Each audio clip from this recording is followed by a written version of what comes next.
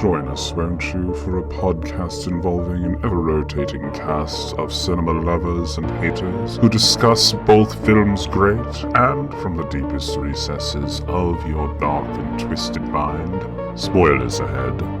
Welcome to another episode of Cinematic Anarchy.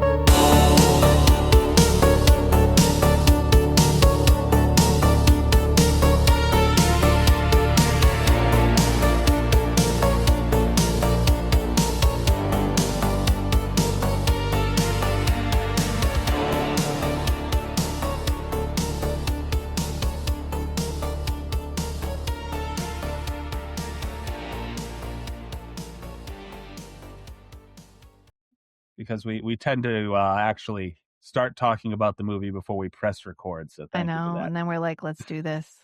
Way late. Because I wasn't sure because I saw the Pegasus. The Pegasus does look exactly like the Pegasus that's used in one of the big production studios. TriStar?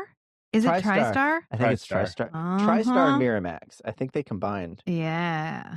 I don't know. I'm just digging back to my 80s movies. I'm like, which one's open with the Pegasus? I think it's TriStar. All right. Yeah. So I it was just something. I saw the Pegasus and I'm like, this really looks familiar for some reason. The little claymation Pegasus who's like... The little claymation one, yeah. Okay. Search result. The TriStar Studios logo terrified me as a child. With the horse running towards the screen absolutely horrified me.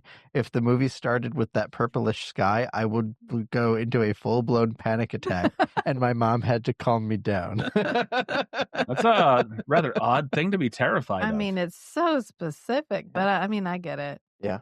It's like I was trampled by a flying horse when I was a kid. One of the only movies that we had when I was growing up was Darby O'Gill and the Little People. Okay. Which is one of Sean Connery's earliest movies. And it's a musical and it's set in Ireland. And there's a couple of scenes. There's a banshee that shows up, and the banshee terrified me. And then there's this carriage that's Death. Death shows up to get Darby O'Gill. And so the death scene where the carriage flies through the sky and then lands and he has to get in the carriage. And then he's made a deal with the little people and they end up saving his life. It's a whole thing. But the banshee was horrifying. I'm sure if I watched it now, I'd be like, what? That's not that bad. But as a kid, I was like, I can't. Like the harpy in The Last Unicorn. Yeah. That was pretty scary as a kid. And she's weird. She's not PG at all. The harpy. The harpy tits out. You want to talk about nipples? She's tits out. She's tits out in a kids movie, like a kids animated movie. That's what I texted you. Very surprised when I put this movie on. I'm like, there's a lot more breasts and ass in this film than I remember as a kid watching this in school. Yes. They had to have had an edited version. There was an edited version. I looked it up. There was an edited version that was distributed later. After this came out, they made an edited version and then put that out to be the kids' version. I thought it was a little strange. Mom and son just walking naked down the beach. And hold on. By the way, welcome to another episode of Cinematic Anarchy, which we didn't even start with that. Tits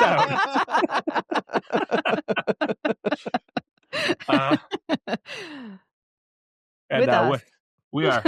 We are here today with my good friends from the Strange and Beautiful Book Club podcast, Matt and Rachel. Hello. I cut us off in the middle of tits out, but I had to get into it. Otherwise, I wouldn't have. We would have just talked for the next 2 hours, and I would have welcomed them at the 3-hour mark. It's like in the a canonically accurate Odyssey, the final scene where Odysseus is back home and fighting off all the suitors.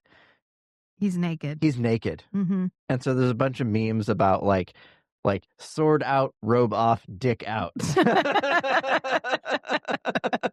I can be thankful that our version of Ulysses didn't have anything to that nature. Right. This kind of reminds me of the one time in college I was at Walmart and they had the $5 DVD bin. And I got Blue Lagoon because I remembered watching Blue Lagoon as a kid. Oh. And I brought it back and I was with a bunch of friends and I was like, oh God, I remember this movie. It was really good. Let's watch it. And there's so much more nudity in there than I remember. Mm-hmm. And they're first cousins. And they have the scene where he's like masturbating on the beach. And I was like, I remember none of I this. remember none of this. Who let me watch this as a child? Jeez. Watch this. This is exactly the same people who let me have the Betamax. Have we talked about this? I was the one with the Betamax. They put it in my room She for got some the reason. hand-me-down technology from right. Lily. And so Dad had the Betamax. He got it fixed. He was like, "Here, you can put it in your room." So I had a TV and a Betamax. We only had 2 Betamax tapes. And one was The Land Before Time, which I'm sure they thought was going to be the one I was going to watch. But I'm not watching this dude's mom die over and over again. Yeah, so the only other option I had was Earth Girls Are Easy. So many times. So I can quote Earth Girls Are Easy by heart. Like if you put that movie on, I don't need to watch it. I can just tell you what's happening in every scene because I watched Earth Girls Are Easy so many times and I feel like it explains a lot. I expected Julie Brown to have a much bigger career. Honestly. Everyone in that movie. Look who's in that movie. It's Jeff Goldblum, Jim Carrey, and Damon Wayans are in that movie. It's a good movie, actually. Gina Davis. Gina Davis was big by the time she hit that film anyway. So yeah, and she's already, I think she's with Jeff Goldblum when they made that movie. Like, I think they're together. I think they got together during. No, during The Fly, I think. Oh, that's right.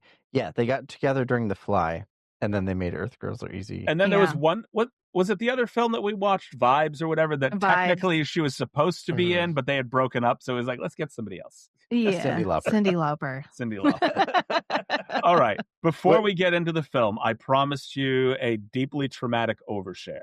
Okay. Hit me. I did something I thought was horrible while I was at the we went out to Chili's, basically. Birthday dinner, my birthday's in 2 days. Happy birthday. Yeah. Last year in my 40s. And we finished everything for the night. And I said, okay, guys, I'm going to hit the bathroom before we leave. So I'm sitting there and realized that this toilet was built incorrectly. And so there was a slight splashdown, so to speak, which was traumatic enough. But then I decided to text my wife. These exact words. I hate having old man balls. The reason why it was traumatic is because I realized 5 seconds later when my daughter texts me back that I didn't text my wife. I've seen a meme about toilets in Denmark. Look, man, it's real where life. The drain is in the front. Oh, no. And so it ends up being really shallow in the back. And so I think they have a word in Dutch called a ball slapper. When you poop and then it hits the bottom and just whoop.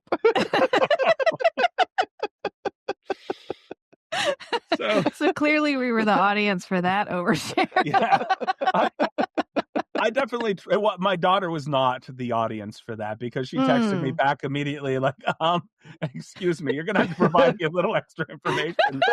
I've just got in bed and I'm a little traumatized now. Look, gravity is a harsh mistress, okay? That's all. Everything sags when you get older. Everything going south, y'all. I had to do some serious clarification. I didn't even text back. I called her. I'm like explaining myself on the way back to the table. No, you called to explain. You should not have called to explain. I would have just sent a cherry emoji and just left it at that. I sent a gif of a fat guy belly flopping into a pool. That's what I did. So gotcha. You were like, this is the best mea culpa I can manage. The gif. I just felt like anything that I could have texted in that particular moment would have been screwed up by the fact that I was dying laughing and my eyes were blurry because of tears. Just yeah. So, anyway, Clash of the Titans, 1981.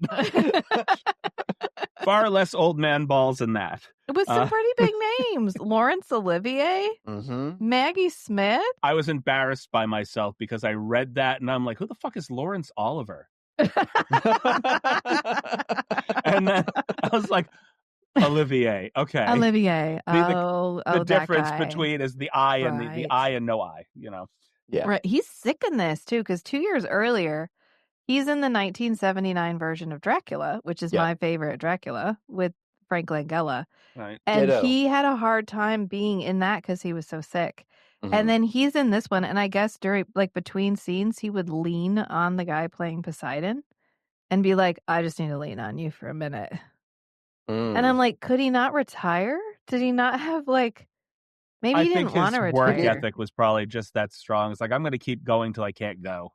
I mean, it wasn't in Dracula because he's supposed to have an accent and he just doesn't fucking care. He's like, I'm Laurence Olivier. You know who you hired. You're welcome to have me. You're welcome. You're be thankful you have me. Got Ursula Andress. Maggie Smith is in this. Well, I guess Ursula Andress was top billing, and she's literally in one scene because she's Aphrodite. She's just got one line. Yeah. That's it. Yeah. It's like the Jodorowsky Salvador Dali scene where he was like, oh, Salvador Dali is asking for $100,000 per minute or something. And so he got his screen time down to 5 minutes and then was going to use mannequins and animatronics for all the rest of Salvador Dali scenes in Jodorowsky's Dune. That wasn't made, but yeah. Yeah, that never actually got made. But Salvador Dali was going to be what the a emperor. choice. What a choice to have an actor who, when it was just chest and face, it was an actor, and every other scene he was a claymation figure. Right? Right. I mean, I guess they intended to do claymation all the way through. It was Neil McCarthy as Calibos. Yeah. And when they found or came across Neil McCarthy, I had a strong face, and they decided to design the character around him. It was going to be entirely claymation. He had a disorder that made his features very big. He had, I forget what it's called, but it's where your pituitary gland makes too much growth hormone. Like giantism or whatever. But it just makes for it. It makes your facial features prominent. It makes you have a big nose and a large brow ridge. It's like the same thing that Andre the Giant had, really. Kind of, yeah, but I don't think it makes you, his didn't make you big necessarily. No, it just made you it changed your more features. Bone thing. Yeah. Your features kept growing after you would normally stop growing. Oh, okay. I mean, either way, it worked for the film. It does.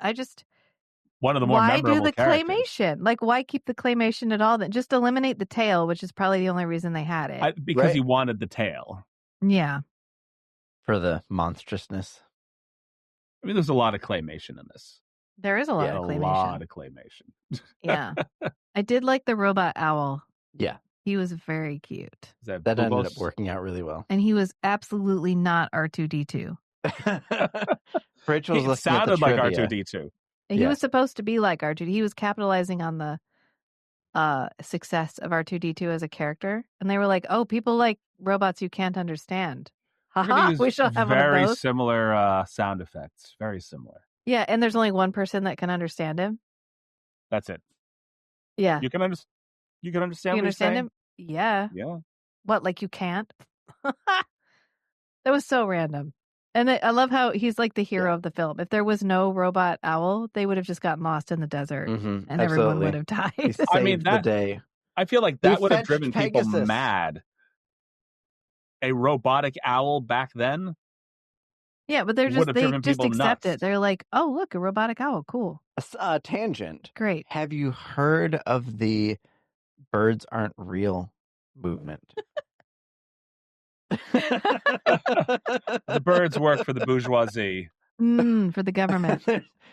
That birds are actually flying surveillance cameras. A satire thing, yeah. But he said all birds have been replaced with their drones, their surveillance drones. Yeah. All birds. Like Bubo. Yep. Yeah. And I feel Chris feeds into that. Mm-hmm. I ate some really good chicken-flavored surveillance drone tonight, so. Nice. Chicken-flavored surveillance drone. Or nice. Well. So, I haven't seen this film since I was in high school. So I bought the Blu-ray, and I was I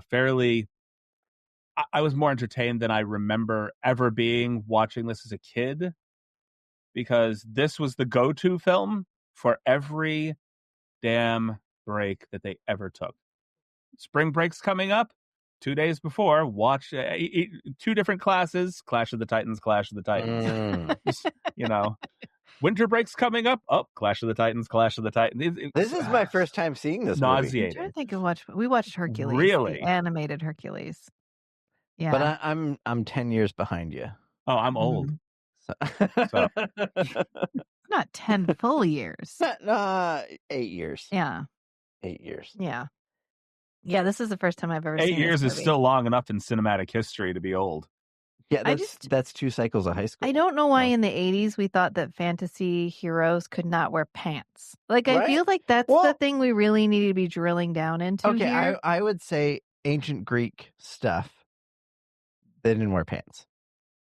I mean, they wore 60s, 70s, and 80s. Especially military. Yeah, but I'm thinking like Legend with Tom Cruise. No pants. No pants. And there's a scene where he finds a full suit of armor, like the top and the pants. Just takes and the breastplate. He only takes the top and wears the top, but no pants. Not that I'm throwing my vote in for wearing skirts, but aren't they a little bit more freeing than, having to wear pants in the middle of a battle? Yeah, but do you want it free swinging when you're out there with a sword, or do you want it like locked down? Like, I feel like lockdown would be my option. I would say the men in this movie have everything locked down tight. There's a couple scenes where there's people rolling on the ground. Yeah. Like they die, they roll a little bit, and their skirt pulls up a little bit, and everything's locked down tight. Mm. They've managed to figure out underwear back then, apparently. Yeah. Or at least some sort of diaper and or sling to keep things in place. Style of breech clout, and I don't need anyone to know why I know this. Or you gird your loins. No. So Matt's family does reenacting, where they reenact periods of time. Okay. And they do French and Indian War reenactment, and so some of them will reenact as native, and there's a style of breech clout that they would wear, which was kind of like underwear. Breech clout, and it's literally a long strip of like rectangular fabric, and you tuck it up between your legs and like hold it up in the front and back. You hold it up on your back and up on your chest, and then you tie a belt around it. You tie a belt around it, and then you let the front and back fall down. And that's how you achieve like stability and the loincloth. So you get containment and loincloth all in one go. Yeah. And that's kind of what it looked like the guy was wearing when he rolled on his back. Because I know what scene you're talking about. Yeah. It gives a new meaning to that whole term, over-the-shoulder boulder holder. Yeah. Like that, but for old man balls. But then if you're wearing a toga, you would do a thing called girding your loins, which is where you pull it up through your legs from the front over your, like up to your back around your waist, and then you take the 2 loose ends and tie them in a knot and knot it. And that takes all the slack that would have gone down over your knees and just ties it around your waists to free up your legs for movement, for fighting. So when you gird your loins, it means you take your toga / tunic, tie it all the loose you tie stuff that shit down up around your waist to free your legs for movement. So turns you can out we all know a thing. I mean, all that just sounds like a reusable adult diaper to me. Yeah, I mean, or otherwise you were just or you just do classic wrestling and get completely naked. Yeah. Let's not. I don't know. I don't have external genitalia, so I can't speak to it. But I feel like I would not want it out and about. No. Like I would want that shit covered. I would want it. I'd want to know where it is at all times, and I feel like otherwise it would just be free range, and I don't think I would like that. And so I can understand the desire to lock it down. A lot of sharp things swinging around. I just don't know why in the 80s we felt like all fantasy heroes would eschew pants. I think of the movies we've watched, one person routinely wore pants, and that was the last one we did, Dragon Slayer. Okay, in this movie, there were several men that wore full-length togas, all the gods. Yeah, but not the heroes. Not the heroes, no. No, the only movie we've watched in our series so far where they wore actual pants was Dragon Slayer. In Zardoz, no pants. No. The prior movie, Ulysses, no pants. This movie, no pants. I mean, some of these guys are just really proud of their legs. I don't know. Is this guy's in other stuff? I mean, his legs are fine. They're fine. He's in the Mayfair Witches. This guy, the guy who played Perseus, Harry Hamlin. In this, yeah, he's in Mayfair Witches, which is a new series. Like in it, like in every episode of it. So he's clearly gone on to do other stuff, but he looks like if he tried to have a deep thought, smoke would come out of his ears. It's just the whole movie. The whole movie.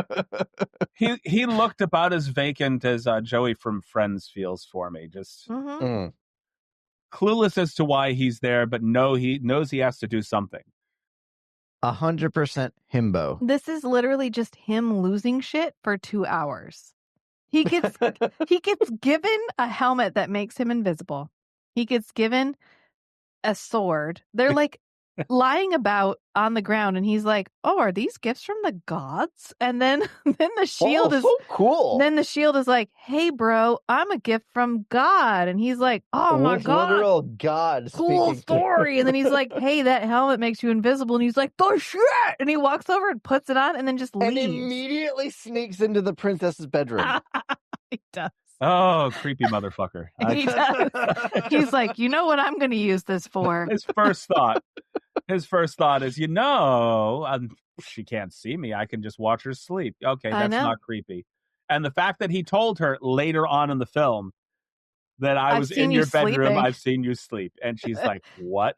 She's like, "Oh, that's kind of hot, actually. I don't know. It's kind of hot." Maybe I didn't see you in my dream. You just happened to be hanging around my bedroom when I was disembodied. Right. Did I just open my eyes while I was in my room when you were there? It works in Gardens of the Moon, Rachel.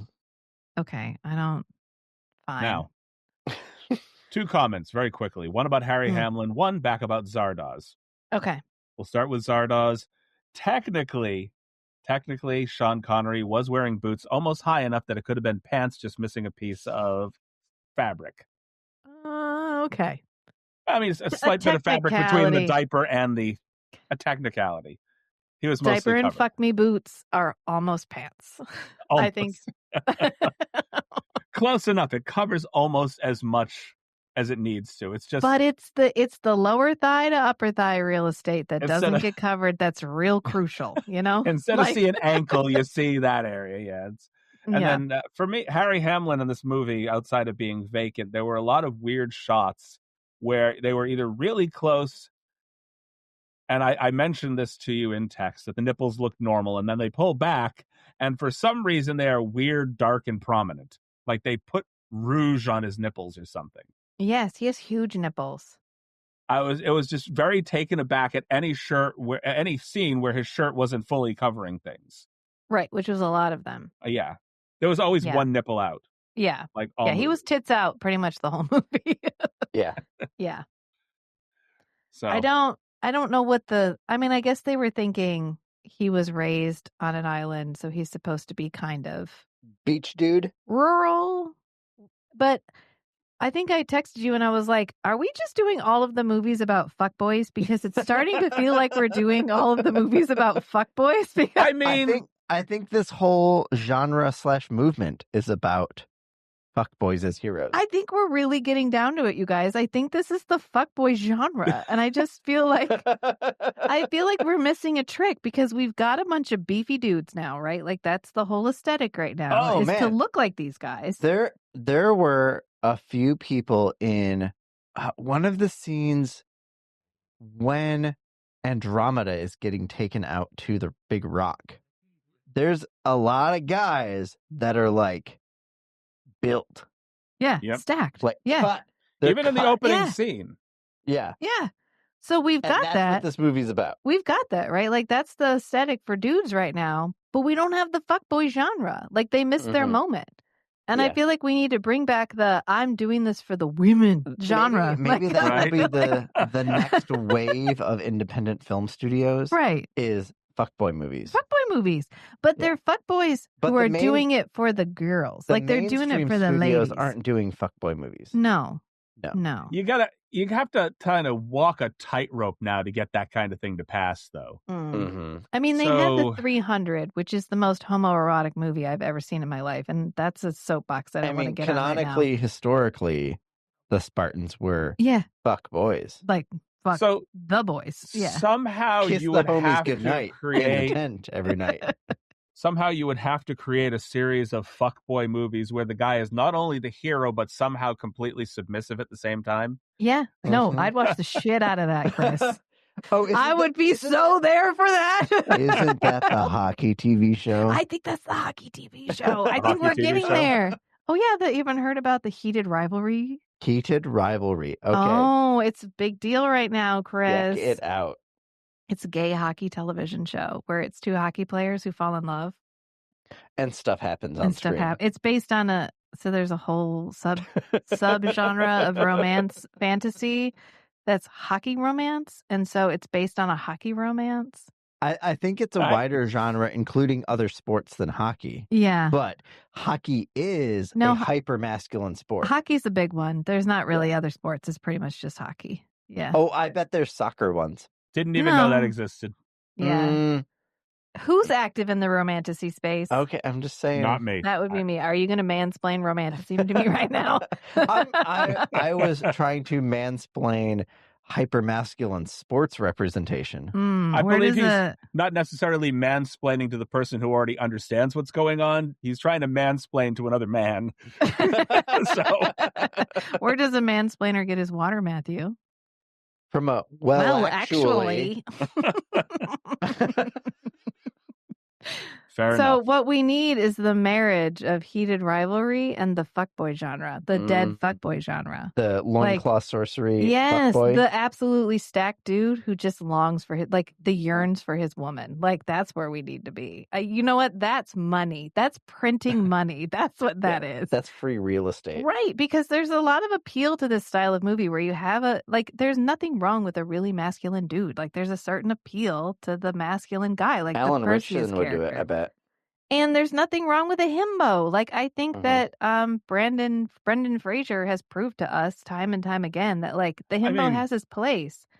There's nothing wrong with a guy that's also kind of like my pet, okay? Like, there's nothing wrong with that. And we need it. Like, I need it back. Like, I'm tired of I'm a man and I'm taking care of business. And I'm better to be like, I'm the woman, I'm taking care of business, but somebody's breaking in downstairs and now it's time for you to go die. Like, I need you to go do your job. I mean, I do like how he was kind of unapologetically creepy in this. He was like, just not only am I creepy, but I'm going to tell you every ounce of how I am creepy. Right. But that's not because he's somehow creepy. She fell in love with him over it. Well, it's because he's not creepy about it. It's like he literally doesn't understand why that would be wrong. Right. he looks like he doesn't. Right. He fully admits it. Right. And because he looks like he's too dumb to know he shouldn't have done it. He's like, yeah, I went in your room because you're hot. And she's like, oh, wow, thank you. Oh, sweet baby. Oh, wow. Okay. Oh, well, I mean, that's nice. That's so flattering. You know, she goes with him because she's afraid he's going to get lost if she doesn't go with him. Yeah, right? Pretty much. Yeah, because she's going to I do like how assertive every adventure she was. he goes on, yeah. he leaves something behind. She's just like, I am not your queen yet. Yeah. Yeah, you're not really the ruler yet. I am. So, like, I get to make all the decisions, it kind of turns out. So I'm going to go with you. Yeah, the first time he saves her, he creeps into her room and he's watching her sleep. And then, like, her soul leaves her body and flies off in a cage flown by a claymation vulture. Yes. Which I was like, we didn't have stock footage of a vulture we could have used for those, like, interspersed scenes where it's a vulture. Nah. I think they might have, like, I don't think all of the flying scene was anime or claymation. I think there might have been some stock footage sort of interspliced with the cage and the I'm guessing what was green screen background. Yeah, it's definitely a lot of green intro screen. was a green screened like eagle. Right. Badly green screened. Eagle that turned green screen for 1981. Was it an eagle or was it a seagull? It was a big bird. The first but they one's kept cutting to a seagull. The first one's a big bird, and he turns into, I think, Poseidon. Right. That's the intro, and then later it's the vulture guy. And I like how he watched the vulture fly off with her, and then he goes back to his friend, and he's like, I don't know what to do now. He's like, she flew up with a bird. How am I supposed to chase a bird? And he's like, I don't know, maybe find another bird. And he's like, genius. Winged horse. That doesn't even find a bird. Like I have a horse that can ride with the one Pegasus in existence. Yeah, the last remaining Pegasus. Like the reason that everything happened to Calibos is because he hunted the rest of them down. So there's like the last one. What and he a ends up stallion. He ends up roping him, and I guess because he's the son of Zeus, he can hold him down. Matt was like, if this thing is capable of flying with a person on its back, he's capable of flying away with a person on a rope. That essentially makes him a demigod, right? Yeah, like Hercules. Yeah, like Hercules. I think there's a lot of overlap between Perseus and Hercules. Probably. But this guy isn't like Hercules George also Reeves, hunted Medusa. No. This guy isn't George Reeves or Lou Ferrigno big at all. No. Right. No. Right. No. Not at all, which is interesting why it's like in Zardoz where they're like, he's the perfect feminine, or he's the perfect masculine species. And whatever. That was in like the 60s, Specimen, 70s, 80s. They weren't into like the Arnold Schwarzenegger figure. You just had to be like a mildly hot dude, and they were like, well, good enough. I was going to say, I beg to differ because, like I said, there were an entire series of like Sinbad and Hercules movies well before this even came out. With guys that were fairly, I mean, not like built like Lou Ferrigno or anything, but like fairly, what would have passed for like 1950s, 60s bare knuckle boxer kind of. Yeah, so this is interesting. It has to do with the feminine perception of financial stability in the culture. Okay. The lower the perception of the lower feminine perception of financial stability, the more masculine the men appear. So basically, the more poverty. So the more like economic instability there is, the more men appear muscular, rugged. Like they desire, I guess, the culture desires for larger, more muscular looking men. Well, it's the feminine selection for like stability for the provider. What does a provider look like? That's why in the 90s, when you get the Clinton bump in the 90s, when everybody's doing great, you get the oversized suits, the really effeminate men, the more slender men. Because you don't need the machismo to counterbalance. Right. The financial instability. Like right now, we're all trending towards beards, stubble, rugged looking dudes, really, thank you, honey. Yes. Really, like really ripped guys, because I can only there's tug a on lot the of half-ass one over here. Sorry. There's a lot of financial instability. And so women select for a more rugged looking male when they perceive the economy as more unstable. Okay. Yeah. Which is really interesting. You get a boost of it in the 08s. It's the same thing when feminist sentiment becomes more prominent, you get a rise in the backlash. You get a rise in the like heroin chic from the early 2000s, where women are shown as thinner, more made up, more doll-like, like we're seeing now with all the women in like Wicked.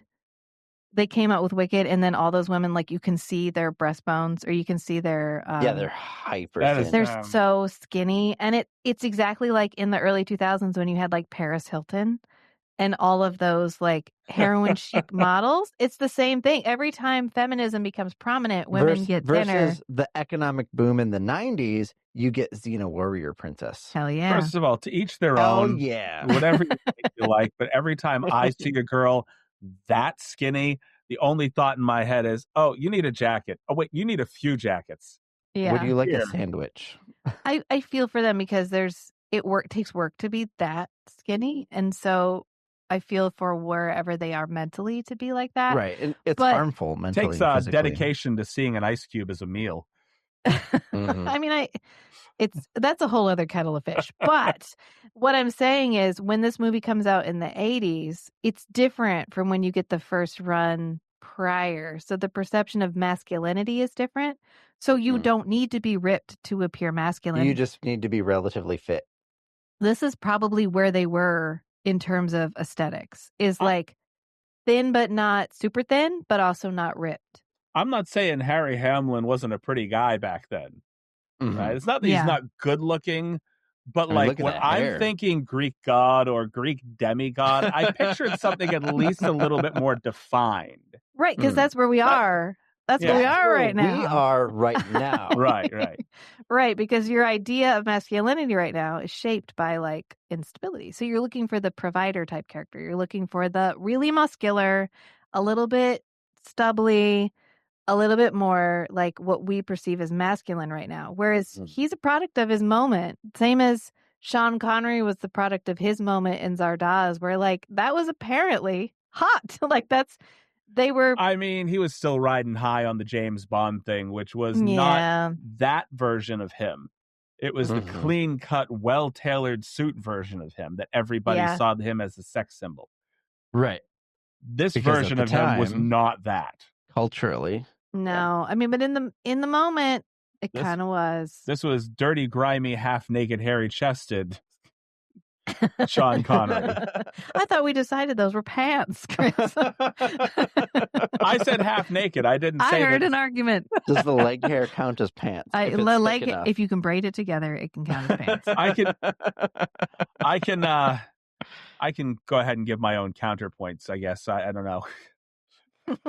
These are pants. However, they're not pants. They're close enough. And I pants, think not pants. The reason why I didn't picture Harry Hamlin as much as the Perseus character is because my most recent memory was watching the more current version of Clash of the Titans with Sam Worthington, who is definitely far more chiseled than Harry Hamlin in this. Yeah. Right, but you're in the 2010s and you're right after the financial crisis. Right. When you get Man of Steel. Because stubbly Henry Cavill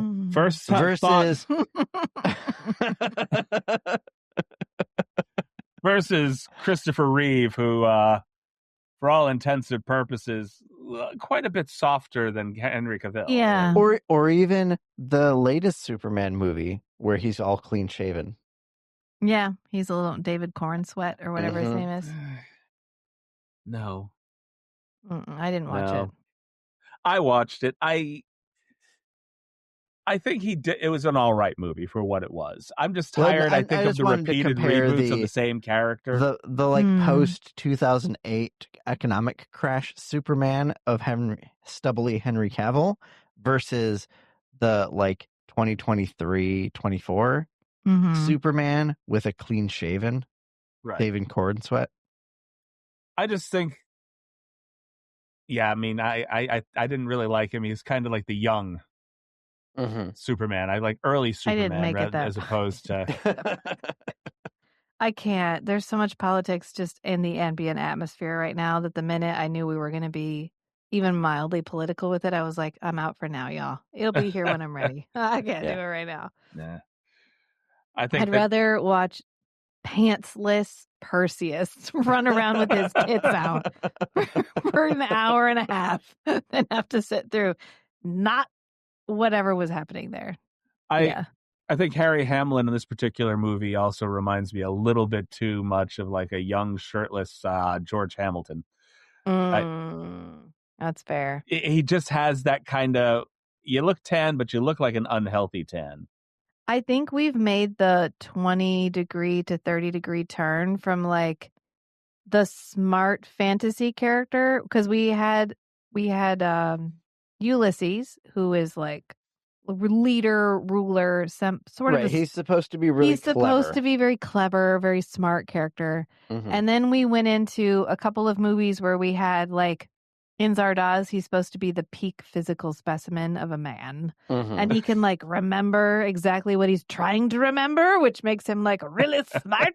And then we got into Demon Slayer or Dragon Slayer, where he's like the guy who can finally defeat everybody. I think we finally made the turn that I was hoping we would make into himbo. Dragon Slayer, I would kind of consider him sort of the bumbling everyman that manages to win at the end of the day. Right, but not the himbo. He's still mildly intelligent. Yeah, he's still got something going on. Right, I literally think this guy looks like Perseus smoke would come out of his ears. Two brain cells. If he tried to, and they occasionally bump into each other. Like we were sitting on the couch the other day, and my cat was sitting on my lap, and all of a sudden he just went and like turned to the side, and I was like, "Oh my god, did he just get the brain cell?" And then he looked around like, "Oh, where am I? What am I doing?" It was like he received a download. That's what this guy looks like the entire time he's in this. He goes to save her. Okay, so he finally catches the Pegasus, which is literally the smartest thing he does, which is he just throws a rope around this thing's neck. And then he's like, "You're my friend now." And then they go flying and he comes back and he's like, "I think it's thirsty." And then he goes and gets it water in his invisibility helmet. And then they go. How can you see the water, by the way? I know that Matt was like, "Why is the water not invisible?" The horse's eyes can't see its nose, so it's probably just smelling the water. Yeah, so it's fine. But then they go after her soul, which gets taken every night to go visit Calibos, right. the claymation guy, and he ends up in a fight with Calibos, and he just drops his magical invisibility and helmet, leaves it behind. And I cannot stress this enough. Ankle deep water, and he's like, it's lost forever. He's like, "Well, there goes that thing. I shall never find this." Well, they never explained that he never searched for it either. No, he didn't. He was just like, "Oh well." Question, very quick question though. Athena was pissed that helmet was lost in the water. It's in a swamp somewhere. Understandably, yes. If they saw that he dropped the helmet, why can't the gods retrieve the damn helmet and give it back, or keep it? I don't know. No, keep it. Sorry, keep it. No, you lost it. Hero. You don't get this play toy anymore. Sorry. Okay, first of all, he never wears it. He never puts the eye holes over his eyes. He always tilts it back and just sets it on his head so the eye holes are like right here. But that would obscure his pretty face. You're right. So he can't like cover it. But he literally drops it in ankle deep water, and he's like, "It's gone forever. It is gone. Shit, I lost it forever. I'm never getting that back." And then they go after Medusa, which is a whole situation. And his men are so dumb. They're like slashing at the claymation thing, which I know is supposed to make him seem better. Hold on. First. When they're crossing the river Styx, he's the only one that gets in the boat. Yeah. With the Grim Reaper? The ferryman of not even a thought. Yeah. Is usually not a skeleton, but it's fine. And then when he gets off, there's a whole crew. Yeah. There's a whole crew of them that all get off with him. And like, where were they? Were they swimming? How did they get behind him? And then he goes to confront. Turns using the helmet that Perseus thought he lost, but they retrieved. Right, because it was just like lying next to him, and he was like, "It's gone for good," and they're like, "It's like right there. Just get it. It's fine." Bend down. The fight didn't move like 5 feet from where you were. Bend down. I know. Just stick your hand in the reeds. And then he uses his shield to defeat Medusa, which is like his great burst of intelligence for the whole entire movie, where he's like, "It's like a mirror, and she can't hurt you in the mirror. So use the mirror to look at her." None of the gods or anybody had told him that. No, he just extrapolated that on his own. And so he like chucks it into that thing's hands, the statue's hands. Yeah, right. And then he ends up killing her, and then it falls in the blood, and he's like, "Well, it's gone now, and there's literally nothing I can do. I cannot save this magical shield that I was given by walking 5 fucking feet over and picking it up." He's like, "It's gone now." Is the shield dissolving into the blood, or is the blood dissolving the floor and the shield is just sinking into the floor? It's a magical god-given shield. If it's a magical shield given by the gods, it's probably not being dissolved by the blood. Then 5 fucking minutes later, somebody knocks the sword out of his hands, his magical god-given sword, and he's like, "Well, there goes that." They roll over on top of it. Isn't it Calibos? Yeah. Calibos gets stabbed in the belly, then Calibos rolls over on the ground on top of the sword. And he's like, "It's gone now. It's gone for good. I'm never getting that back. I'm never getting that back." essentially, isn't the shield and the sword made out of the same material? So if the Yes. shield were to have melted underneath the blood, why did the sword not take damage when it cut through? Which Yeah. only lends credence to the theory that the shield was not dissolving; it was just sinking into the dissolving. So he could have fluid. gone over and gotten the shield. He Literally, could have at just any picked time. it up. Yeah, it's fine. That's Rinse fine. it off in the water. Yeah, it's fine. And then he has to go get the Pegasus, which, lucky for him, Calibos is like, I have killed all the others. I will not kill this one. I'll keep it in prison. I'll put it in a cage. I think he might have been trying to use it as a lure, wasn't he? Oh, maybe. Yeah. But he didn't wait for him to go to it. He went to Perseus. I mean, if I were Calibos and I was showed up and lit the entire camp on fire. Mm-hmm. Which, I mean, why do we even need Harry Hamlin at this point? If that's what the mechanical mouse is. Mechanical owl, not the mouse.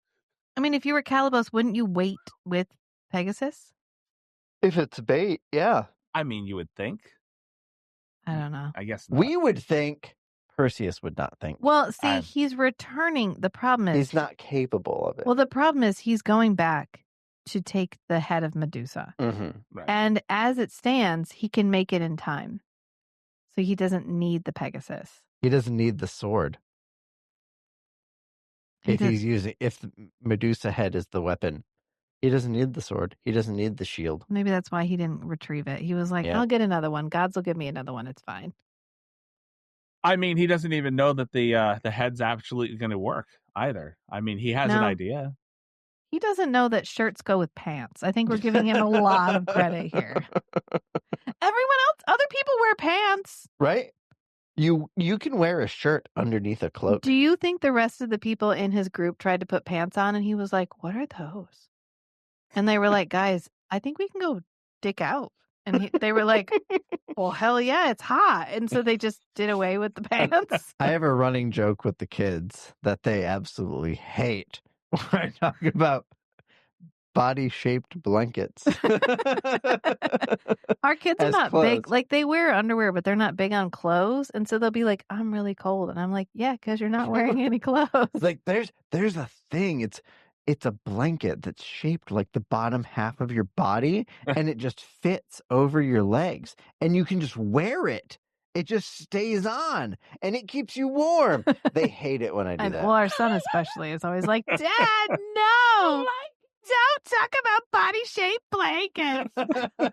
I mean, that's essentially what a Snuggie is.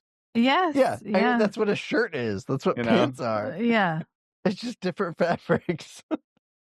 Well, nobody told Perseus, but he does live in a tropical climate, so it's fine. Plus, his mom was a nudist. Oh. She walked around naked with him, so maybe they walked naked on the beach together. I know. I am fairly certain people tell Perseus things all the time. However, it doesn't process. It's just the loading symbol, the like processing symbol. That's like you said. We got a knocker. He's always got that face going on where he looks like that 1 second before absolute download. Just, Were you banging your head on the door? Why? Oh, they can't see him because you have the background on. Okay.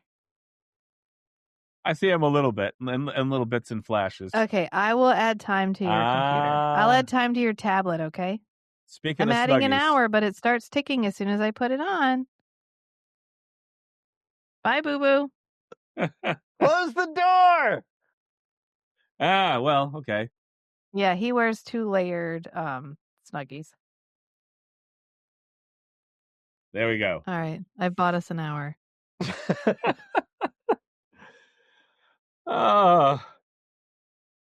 No, I honestly, all in all, though, I mean, regardless of the vacant look in Perseus's eyes, which I've what I'm looking at over here to my right, or the right of you guys on my screen anyway. I have IMDb's Harry Hamlin's profile up here, and he has the same look. I think it just might be Harry Hamlin. It's not the character. Oh, yeah. I mean, he has very full lips. I think that's part of it, because he always looks like he's going. like that, but he just Duck has face? incredibly full lips. His lips aren't really all that full. I just he has just a wide smile. So it's not that they're full; it's just a wide smile. If you look at him, his lips are kind of thin. Look up a picture of him. I'm just saying, maybe back then he looked like he had a little more lip filler. The way his face is framed, the way he's holding his face, he has very full lips. I'm sorry, I wasn't paying attention to his lips. I was transfixed by the hairy nipples. Just look at the pretty part. So, just the pretty part. The pretty part. The like. He does, because he has the like, when you get real full lips and you get the like two ovals here instead of like the Cupid's bow. Okay. He has really full lips. Because I thought about that every time they zoomed on his face, because he was like, it ends up making him look like his mouth is slightly open all the time. He does have an extremely wide mouth. Which isn't helping the like, I don't know what you're saying look that he has on his face all the time. The like, for lack of a better, look at this. Look at this. Yes. Yep. His lips looked a lot fuller back then than they do currently. Yes, oh yeah, I'm sure they've thinned out. Absolutely. Like, at some point, he doesn't look like he's ever had work done or anything to that nature. But at some point, just his face kind of stretched. So instead of wrinkling, it just decided to stretch further. I don't know. Well, he could have had, the kind of work you get done when you want to stretch. Well, it's not. Should look that up. Can excessive tanning thin your lips? Probably. Hold on, we got another knocker. Plus just time. All of their devices have locked, so just a moment. Okay. Well, I mean, that's not I gave you an hour, buddy. Thing. Well, I gave you an hour on your tablet. It's 10 o'clock at night. You don't need to be on your computer anymore. Good night. I love you. It's 10 o'clock at night. I shouldn't be on my computer right now. So it's fine. Right? Their computers lock at 10. Their tablet, everything locks at a certain time. It's my birthday in 2 days. I'm allowed to stay up late. It's fine. Plus, you have a job. You've already graduated. I have a job. I'm rarely ever out of work this early. My daughter got me the other night with, why aren't you in bed? Well, the reason we have to have times where everything locks is because our daughter gets up in the middle of the night to do whatever. Nothing nefarious, just to go down and beyond things, like to be awake. It's usually like play some video games on the living room TV. Right, and so we have everything locked down so that there's no desire. Whether you can have the desire, but there's nothing to do. So you can come downstairs, but no fulfillment. No fulfillment. Yeah, me throughout my 20s, basically. Yeah. Just waking up at 2 o'clock in the morning. I could go back to bed, or, there's like TV and video games. It's right. Except our TV was not on demand. So, like, it got boring after, like, midnight, where you're like, there's nothing good on anymore. And somebody is violating bedtime. Oh, yeah. Well, we're not out there to judge them, so. Yeah. And I'm not editing any of this out, so they just got their guest appearance. Everyone's going to hear our parenting struggles. It's fine. It's the weekend, so I don't know. We're not like the cool parents that let them stay up all night, but like, if you can argue your case about why you think you should be able to stay up tonight, I'll probably listen. But they were already up last night, so. I have gotten over the parenting struggle hill. Because now both of my kids are old enough that I can just walk past the room and go, it's on you now. Because you make your choices. There is no better alarm to my son than realizing it's time to wake up and make money.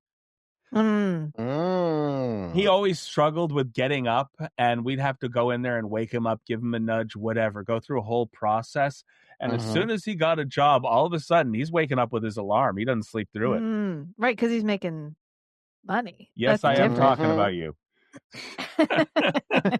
Well, yeah. Dollar bills, y'all. Our daughter is very how to put this? The babies that are born, and it's like they've already gone through it. Most of them are born.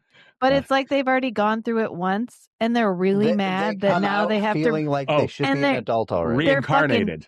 They're fucking pissed to be back. Reincarnated. And that the tutorial isn't skippable. Like that's what she was like, oh fuck, I gotta go through all this again. God damn it. And that's been her entire outlook on life from the moment she came out. She was like, I will not nap, you son of a bitch. I am 35 years old. You need to treat me like the adult I am. No, I do not want to drink my food. I want to eat food. Give it to me. You know what I want. Like that has been, no, you will not put me in that stroller. Stop infantilizing me. I know I'm 2, but I know what I want.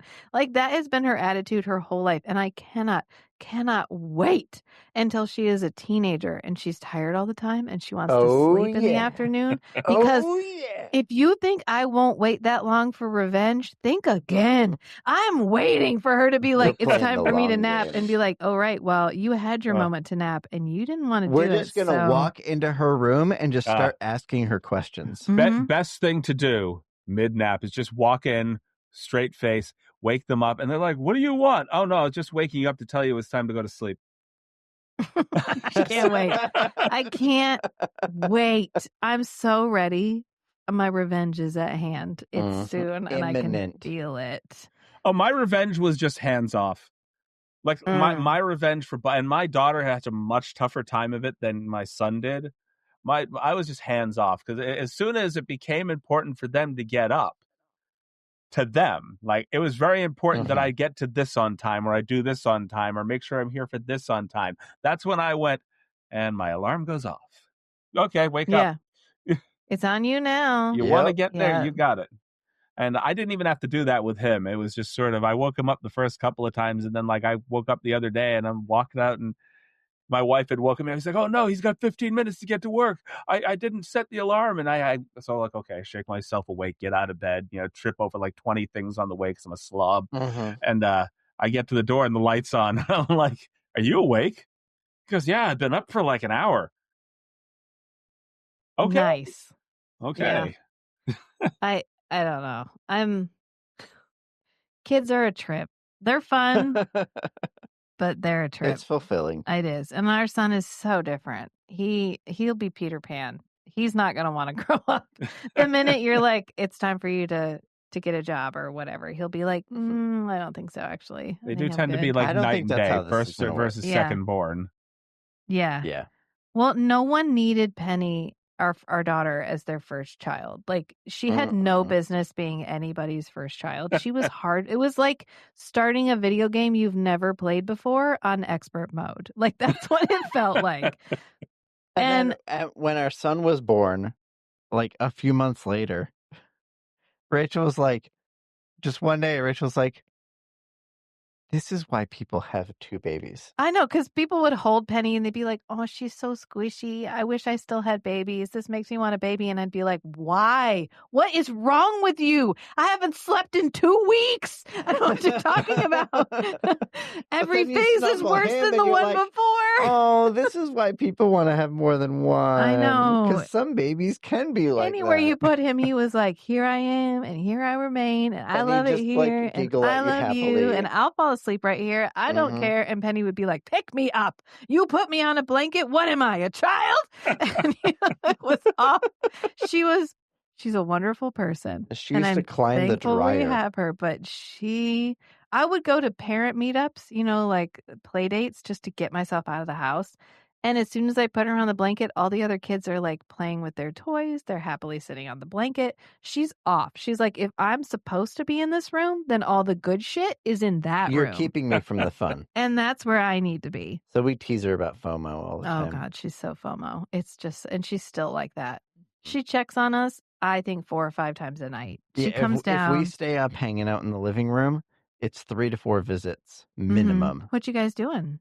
I said, I'm just coming to check on you guys, making sure you're okay. Yeah, I said, all your friends are from school are here, but I told them to hide before you got here. Can I come sit in the living room with you? No, go to bed. No.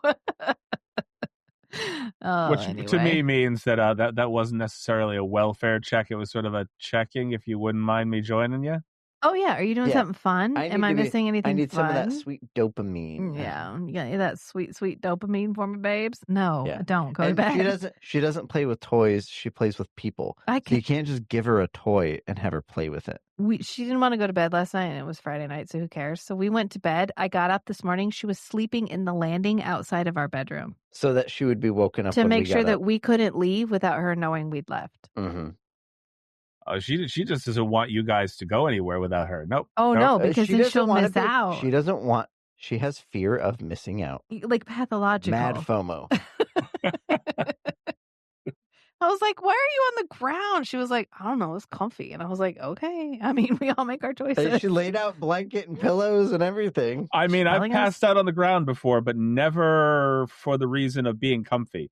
More, I couldn't really go anywhere else. I found the ground here, and that was about as far as I was going for the night. Mm-hmm. And again, in my 20s, too much drinking. So, we've all been there. I've had... I have the weird blackout moments when I'm drinking. Like if I drink a little bit too much, it's not like I black out and don't remember anything. I have like weird blackouts. Like I remember very vividly being at a friend's house watching the movie Thinner with a bunch of people. And for some reason during this event, I was pounding back shots of peppermint schnapps just because that is all that was available. This low key, like high alcohol content, but definitely low quality alcohol. Yeah. And I had drank just a little bit too much. And I remember sitting on the edge of the couch watching the movie with everybody. And then somebody called me from like over here somewhere. And I went to turn, and everything from point A to point B was just complete blackout. And when I finally opened my eyes again, I was looking up at the person. Like I had just flopped off the edge of the couch.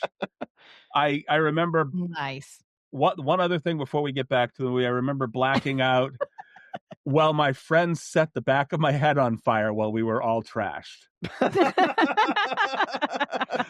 I had.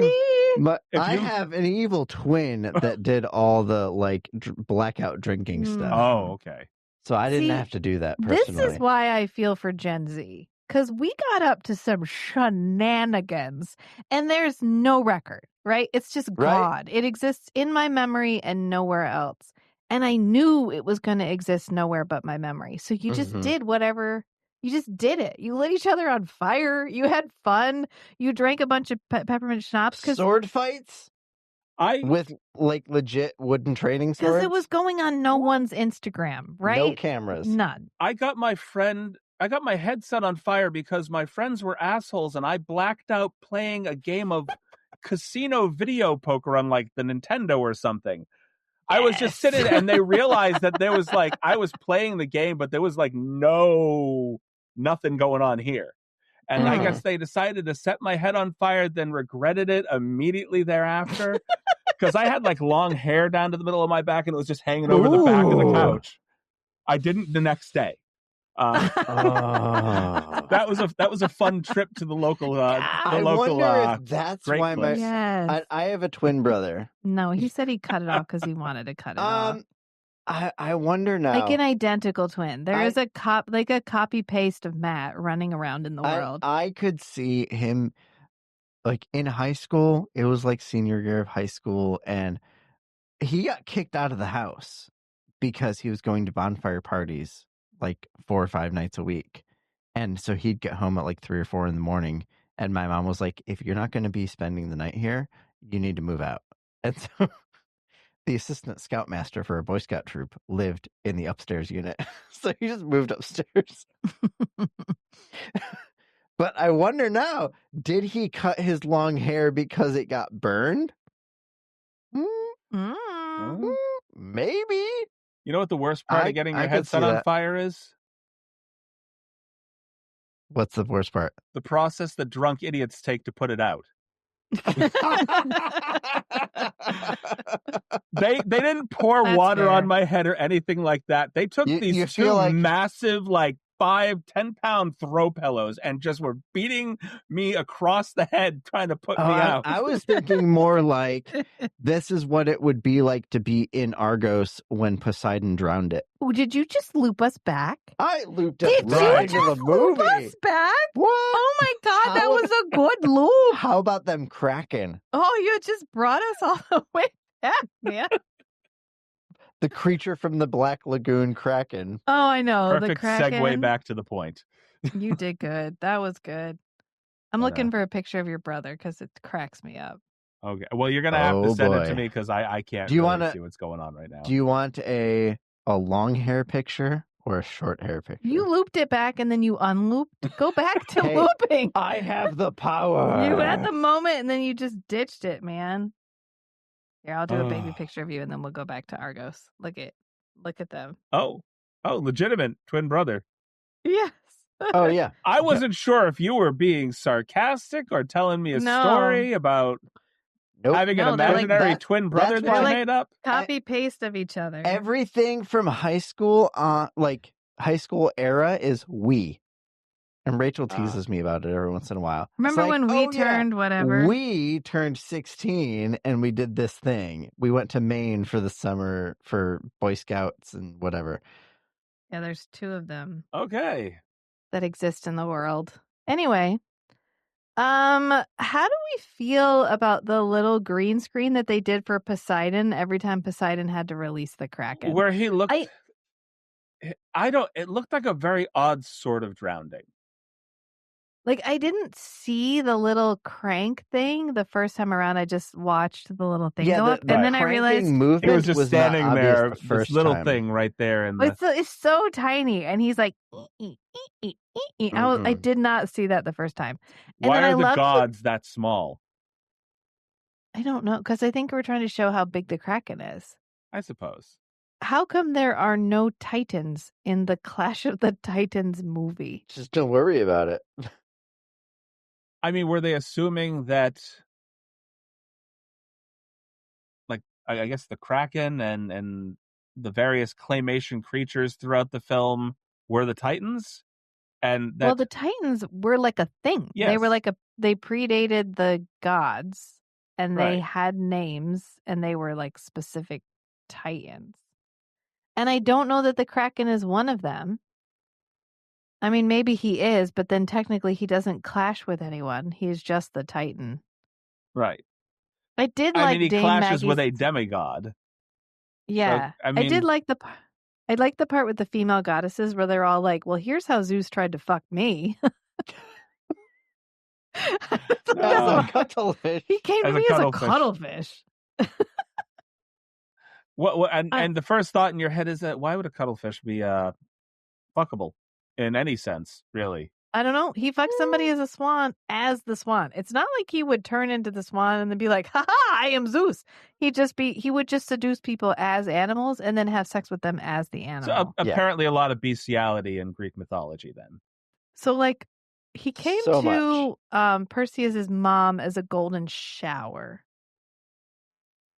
Not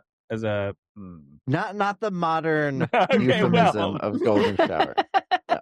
As a shower of golden light.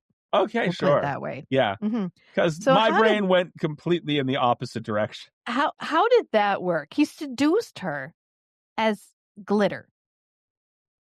So like he didn't turn back into Zeus. He was just like, you like glitter? Is this working for you? Like, that got her pregnant. How do you explain that to your dad? You're like, well, I was walking in my room and then things got real sparkly and now I'm pregnant. I think it was Zeus.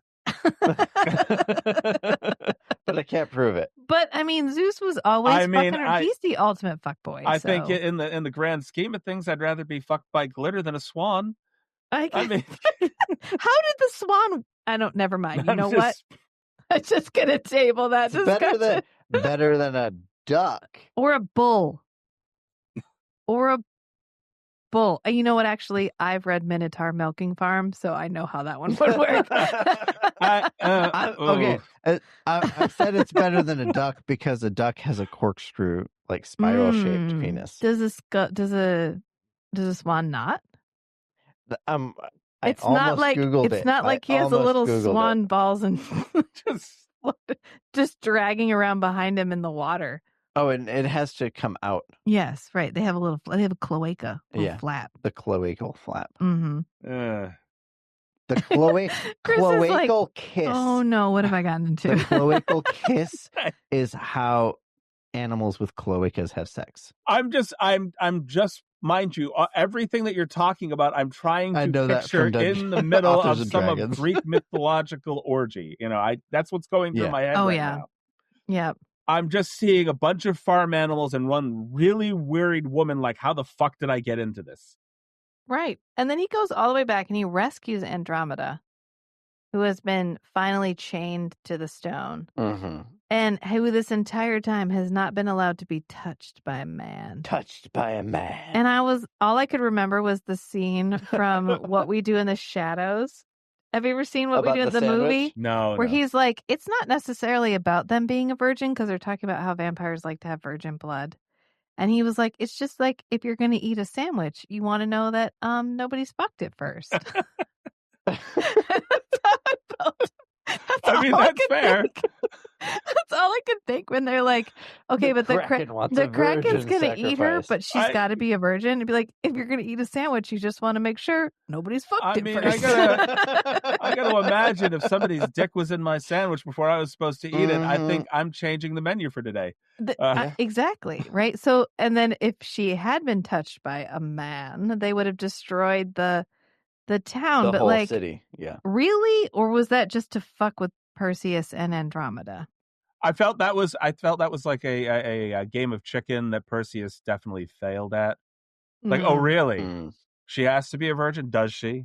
Okay, well, like, describe what's the line? Where's my line? Like, where's the touched by a man line? Hole are we speaking in the currently non-existent biblical sense? Yes. Exactly. Anytime they bring up virginity. Go Greek with this, and never mind. Anyway. Yeah. I know when I was making cracks the whole time we were watching it, partly to keep myself awake and partly just for fun. Mm-hmm. But there's the part where he finally goes to Andromeda and he's like pushing her up against the stone. And I was like, all my buddies died like 2 days ago, and we've definitely been keeping each other company, but no homo. And I was like, but did the Greeks even have a word for no homo? Because if you just said, I'm Greek, there's like a package, right? The like ancient Greek package of Greekness. Especially military Greek.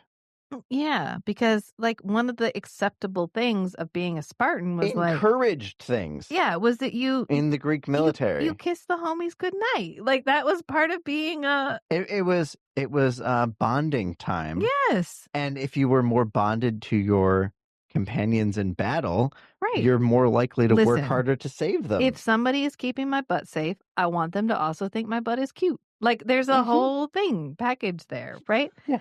And then when they would go home, they would have to like relearn how to be with women. The wives would shave their heads to look more masculine, to reacclimate their husbands back into female relationships. I think about every time those dudes, are like, I'm like a Spartan. I'm like, oh. Oh, so you're kissing the homies goodnight. Do you kiss the homies goodnight? Because that's what a real Spartan would do. Mm-hmm. Anyway. And not feel bad about it. And then he comes back to Andromeda and he's like, it's been like 2 days, baby. My buddy died. He got stabbed. Or is that the one that got turned into a statue? No, there's a statue. One gets turned into a statue. One gets stabbed by a blood scorpion. And one gets stabbed by... Not Calliope. What's his name? Calabos. Who was not in the original myth. Came close to saying Calabasas, which is not what I was trying to... No. Calabos. He gets stabbed by Calabos. He's like, no. And that's the guy who's actually in V for Vendetta. That guy. Oh. He's Creedy. He's one of the council members. He's Creedy. And I was like, I know him. And then I looked it up. I was like, he's in V for Vendetta. I was realizing how few of these people that were actually in this film are still present and with us. Yeah. Yeah. Well, I mean, it's not that old. It's 20. 5 years old. No, 45 years old. 45 years old, but there was a good portion of this cast that was quite aged. Yes. Well, I know Laurence Olivier dies in 1989. Right. So he makes it for a while, but not that much longer. Maggie Smith is still with us. Yeah. Dame Maggie Smith. I was going to say, Smith. Dame Maggie Smith. There's a little bit like more when to her name now. She gets the little that's overlay. How I referred to her while we were watching it. I was like, oh, Dame Maggie Smith. I like when she gets the little overlay on her statue and she's like, you bitch. How dare you compare me to your daughter in my temple? Oh, the Kraken's going to eat her. What you going to do now? And then just disappears. Yep. My brain just went off into left field. I think my pre-game snack here has just kicked in. So I'm just like, oh, yeah. Yeah, Maggie Smith, man. My brain was off in Maggie Smith land going, Dame Maggie Smith? And just going back and forth, just ping-ponging. Yeah. It's like I Dame Judi still Dench. alive? I didn't think that she was. I thought she had passed away. I don't think she is. I could be incorrect about that. You guys look it up. I'm currently looking up. Yes, she did. She passed away in 2024. Yeah, I thought so. No, I missed it. Oh, it's okay. You missed it?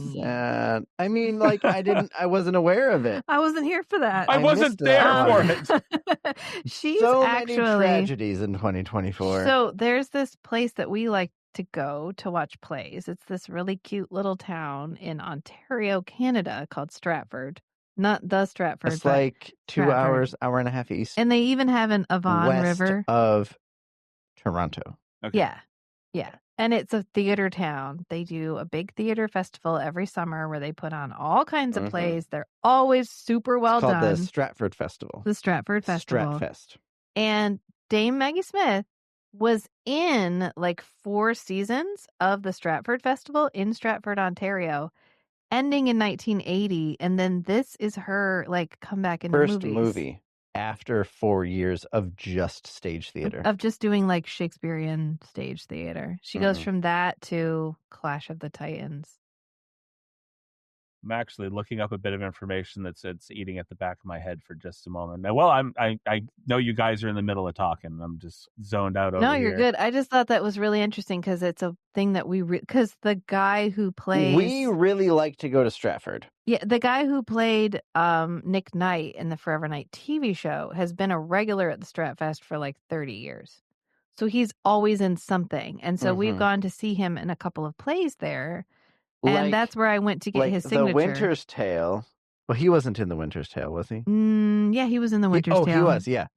Exit pursued by a bear. That's what Matt... is a famous line from The Winter's Tale. Matt's wearing a Stratford Festival t-shirt right now. But the Stratford Festival is a really nice, like, drivable theater festival for people who are on this side of the country. Like, if you're near it at all, I recommend you go see stuff. Like, they put on... The productions are so well done. They put on La Cage aux Folles, which is what The Birdcage is based on. Okay. And it was so fucking good. Oh my God. It was so good. I've only ever seen... There was an actual film that was done for that as well. The Birdcage. Yeah. Well, no, there was a film done under the original Robin name. Williams. And there's also La Cage aux Folles. Like, they did a French version. Yeah, the foreign film, not the Americanized version with Robin Williams. Yeah. But they had this guy who's been a regular in the theater at Stratford forever. And he's kind of a larger dude, a larger guy who definitely is really good. But they did an interview with him where he was like, I kind of get overlooked for the lead roles because I'm a little bit bigger. I'm like pretty effeminate. Such a good actor. I'm like he's like kind of an effeminate gay guy. I kind of get overlooked for all this stuff. Like I've been in this forever and I love what I do, but like I just don't get the chance to be the leading man. And he got to be the Albert character. Oh, okay. And he crushed Albert. There was a scene where they had him sitting at like a vanity. And there's on stage a mirror, but like it's an open circle. So it appears like he's putting makeup on in the mirror, but you're watching him through the mirror. And he had to sing this whole beautiful song while applying makeup, including putting fake eyelashes on without an actual mirror and while singing. And there's the scene later where he poses as a woman to be the guy's mother. And he gets the scene where he like pushes the door open and he goes, "Here's Mother." And they handmade all of these beautiful costumes specifically for him. And it's this big like pantsuit, like this glittery, well-tailored pantsuit that he got to like have this really dramatic entrance in. And it was so good. It was so good. Like they're restaging another musical that they did. And I wish they would restage La Cage aux Folles because it was so good. I would go see it again. Anyway. Dame Yeah. Maggie Smith. That was our plug for Stratford Festival, but she was in it. She was in the Stratford Festival up until this. Mm-hmm. So she goes from Shakespeare to Clash of the Titans. What I was doing while we were originally talking about this is I was looking through the original gods to see who was still alive. Because it just kind of popped into the back of my head. I go, many of these people must have died. I think Athena and is Ursula Andress still alive? Still with us?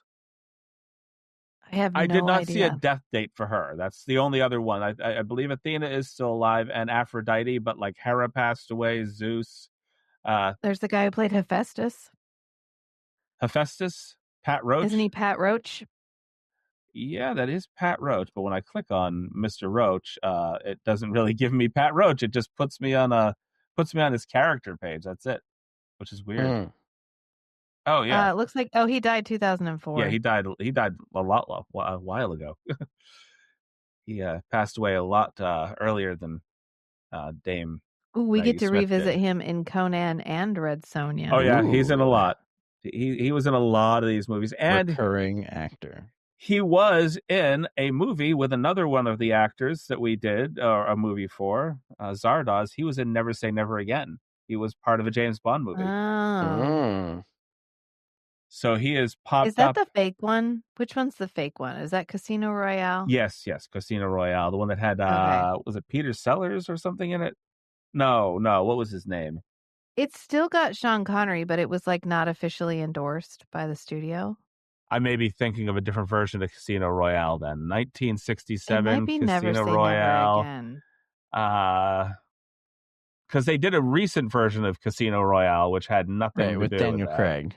And then, yes, Peter Sellers was in it, but the guy that played James Bond was David Niven. Oh. Which it felt like a slightly less serious, more comedic take of that film. It's Never Say Never Again. That's the one that was not officially endorsed by the main franchise. Okay. All right. It's like a Bond movie, but like Bond adjacent. It's like, you know where I'm getting. Not quite as bad as Lethal Weapon, but similar. Oh, kind of. It was intended to be slightly a parody of itself. Okay. And so it's not part of the official Bond movies. Technically, Casino Royale would make 2 pictures that Ursula Andress was in for James Bond. Even though this was the Sellers Niven version, and then of course she was in the, I believe, Octopussy as well, if I'm not mistaken. The one you couldn't do now. No, you couldn't. No. I mean, there's a lot of things that you couldn't do in early James Bond movies that, or you could do back then, you can't do now. Oh no, a lot. No. It just, the 70s in general were a wild moment. It's like the pre-ratings. It's like Ganja and Hess. Yes. Ganja. Have you ever watched that one? Yes. Yeah, where there's that whole like 5-minute scene of the guy running straight at you, full frontal nudity in slow motion. Maybe that's not what I. Nope. Definitely didn't see that. It's a thigh slapper too. He's like whoop bap, like as he's running at you. Oh my God, he's dick out running straight at you, slow motion, literally for like 5 minutes. Well, like 70s theme music, it's like boop boop boop boop boop boop boop boop boop boop as he's like running straight at you. It's wild. And that, of course, didn't have a rating. You just put it out. You hoped your children didn't see a dick, is literally what it boiled down to. Yeah. So now I'm just sitting here thinking you need to tell me more about the movie, not because of anything other than I thought I knew what you were talking about. I definitely didn't know what you were talking about. It's a vampire movie. It's a vampire movie, but it's like early. in the 1970s it is, but it's a black made, black produced, black actors vampire movie. Mm-hmm. And it's it was a black exploitation film, essentially. Not quite. It's not Blackula. Because it was like, all it's not black produced. Okay. It's very serious drama. Okay. A very serious vampire It's more drama like low budget indie film with 5 minutes worth of floppy dick. Okay. But it's part. I mean, it's all part of the narrative, so it fits in there. But it's very like, you'd have to watch. You just have to look it up. It's good. I feel like I am going to need quite a bit more to drink to be able. Now that you've explained it in that order, I might just. It might take me a little while. Like maybe I'll. Now that I know what's going to be there, I might like invite a few unsuspecting people over and just like sit down and watch this with me. Do it, and film them. I want to have another story. We're gonna go ahead and film a reaction video here. So just react normally. I'm gonna have the camera on you. I'm just saying we need to do an in-depth discussion at some point of why in the late 70s, early 80s we just eschewed pants, and sometimes that resulted in full frontal nudity. We circled back to the pantslessness.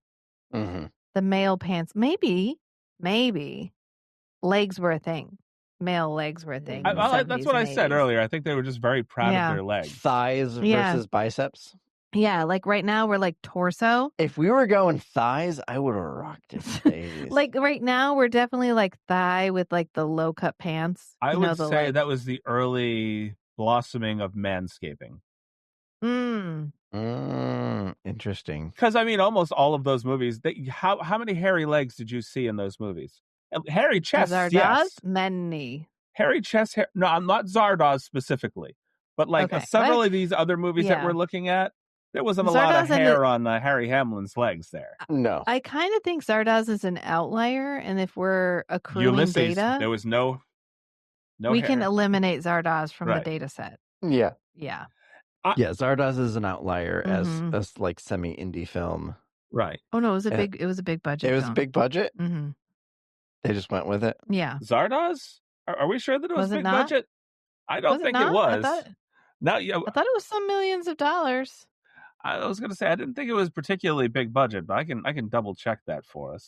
I feel like Zardoz was at least indie, like it had a budget of $1.57 million. So I mean for the 1960s, or 1970s, that's pretty big. That's pretty big, yeah. I think that puts it in mid-tier territory. Not big budget, not low budget. It definitely. I mean, it was a very low budget film for a movie that starred Sean Connery. Yes, yeah. For him to go from 007 to that, he took like a $200,000 bit of pay for that. Yeah, I think this. In particular, Clash of the Titans is notable. I think is Conan next. I believe Conan is from next. Here to Conan. Yes. Yeah, I think it feels right because like I mentioned, I think this is our right turn into Himbo land. It was either Conan or Fire and Ice. The non-intellectual adventurer hero. I feel like the Himbo is one of the key aspects of like Conan and Hercules, and even when Conan shows up in Red Sonja, he's definitely the himbo to her put together female fantasy character. So I'm excited for this because she's the muscle mommy for Conan. Yes, she is. Oh boy, I've never heard the term muscle mommy, and now oh, you've never heard of muscle mommy? No, I'm so excited. There's there's a whole subgenres for muscle mommy. We'll have a whole discussion about muscle mommy when we do Red Sonja. Oh yeah, and we're doing Red Sonja cafes. Are there? Well, I'm sold. I don't know if I want that with my coffee. You know what you're here for. Lex's bicep. It's like Hooters, but bodybuilders. Just handed me that coffee in a certain way, sleeveless and all. And I've been coming back ever since. Anyway. Coffee was a little strong. I just like what a choice. The guy that they had play Perseus, like even if we set aside the 1981 aesthetic that he was clearly meeting, he hadn't really been in anything else. No. There's so many special effects in this. It feels like it was probably pretty high budget. Yeah. And then he really looks like if you asked him to rub two brain cells together, he'd have to think about It'd struggle. Yeah. He'd have to find the other one first. I mean, the budget for this film, I mean, this is around the same time as Zardoz. The budget for this film was $15 million. Whoa. Well, with all the claymation, the stop motion animation stuff, I bet the stop motion ate up 80% the large scale miniatures they had to make. They had to build entire temples. This was some big This was some big special effects guy because I kept seeing him referenced specifically. Like, this is the last so-and-so movie. Like, this is the last, like, this guy did the special effects for it. And it was the last time he really did a movie, like, did a big movie like this. And I guess he wasn't super happy with them, but, like, he was done, so whatever. Yeah. Roy something. I don't remember. I just remember seeing his name over and over again. And I was like, oh, okay. Like, maybe he was, like, the practical effects guy. I mean, the effects for the time were pretty decent. I mean, they were decent for the time. However, if you look at it on a Blu-ray right now, you can see clear lines around everything. This is when you don't need the HD version. No. Yeah. This is when, like, the HD version actually does a disservice. VHS cassette would have been better. Yeah. Right. Yeah. It ends up doing a disservice to the movie. Like, there's a cutoff from which HD is really, it makes the movie worse. Yeah. Am I wrong to hope that maybe somebody would do like especially with a lot of these older films, I would love to find like a boutique Blu-ray company that gives you both the updated version, but also gives you the old grainy VHS footage version. Like a well-used VHS rental version. Yes. I want a rip from a VHS that has been played 200 times. This is a rip from the VHS collection of Lenny, who taped every one of these movies off of a bad cable connection for HBO back in the late 80s. Hell yeah. Yeah, I have a CRT TV for this specific purpose. I went and got myself a CRT TV. A console TV with a built-in cabinet. I need that. I went and got off of Facebook Marketplace. I drove to the middle of nowhere and got it out of this guy's shed. And then, brought it back. After you got an Xbox 360. I brought it back home. Still works. And hooked it all up. And I was like, this is about to be the shit. I'm going to put a VHS player on it. I found one of the old laptops I have that has a CD burner in it. It actually has a DVD burner. And I have a stack of CDRs that I bought for $1.50 at a thrift store. I need a couple of old Mixed TVs. tapes. I need one with a good cable connection, and then one of those nice old heavy console TVs that look like they have fake wood on the outside that have the connectors that you can attach an old Atari to in the back. If you use like a Roku or something, some type of box that connects to your TV with an HDMI cable, there are companies that make a box that you plug like the Roku HDMI cable into, and then it goes through the box and then HDMI cable to your TV. And that box does a bunch of video processing to add like the scan lines, the CRT scan lines, and like downscaling, and it can add some of the noise. Well, I mean, we laugh about it, but like we watch a lot of older TV. And a lot of times they're banking on that CRT TV to do a lot of the heavy lifting. Like 8-bit pixelated gaming stuff.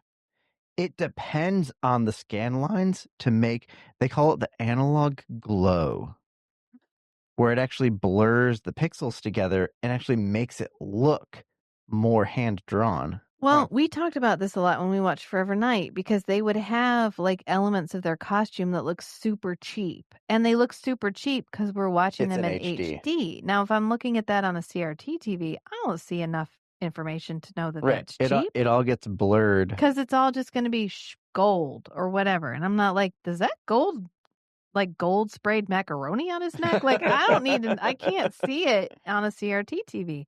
So we joke about it, but like that's why I got the CRT TV, because we watch so much older media. It's intended to be viewed on a CRT TV, right? And it wasn't made for this. It looks better. It looks better on the a CRT original TV. media. Yeah. And you can find them now. If you're on Facebook and you go on Facebook Marketplace, they pop up all the time because people get them for vintage gaming now. So before, people were just chucking them, but people that still have them will put them up. So that's where I got ours. One of my favorite things right now is I have a bunch of, I do a lot of boutique Blu-ray stuff, collecting. And there's a handful that'll like give you like uncut versions of films that you didn't even know were cut to begin with. Like I have like an uncut version of 16 Candles for some weird reason. Okay. A thing that you wouldn't think needed a director's cut, having a director's cut version, which is sure. By the way, we need we still need an uncut version of Tiptoes. Did you didn't do it? No, you haven't seen Tiptoes? No. Okay. I've never heard of it. Another podcast altogether. Podcast. We'll table that for later. We'll find a way to circle back to our original topic here, but Tiptoes is a film starring Gary Oldman as the dwarf brother of Matthew McConaughey. I will watch anything with Gary Oldman in it. Sold already. There is apparently a longer director's cut version of the film that every member of the cast that had watched the original cut of the film who absolutely loved it. But apparently the people, the producers and the distributors for the film, they didn't agree with how the film was cut. And so it went through a whole bunch of changes and everything, and is the version that is currently out, which is an absolute batshit crazy kind of, I don't know if I would say it was a good film because it's nowhere near good, but it is Gary Oldman playing a dwarf. Okay. And that's their terms, not mine. Okay. But, his brother with dwarfism. I mean, I loves me a good director's cut, so yeah. I mean, you got to act real hard to knock off 2 feet. It's well, they did that in Moulin Rouge because remember, John Leguizamo. That was not anywhere near as good, not anywhere near as smooth. It was as John Leguizamo's performance, right? Because he plays Toulouse-Lautrec. Yeah, it's like who actually he didn't have dwarfism. He had gotten injured as a child, and it damaged the growth plates in his legs.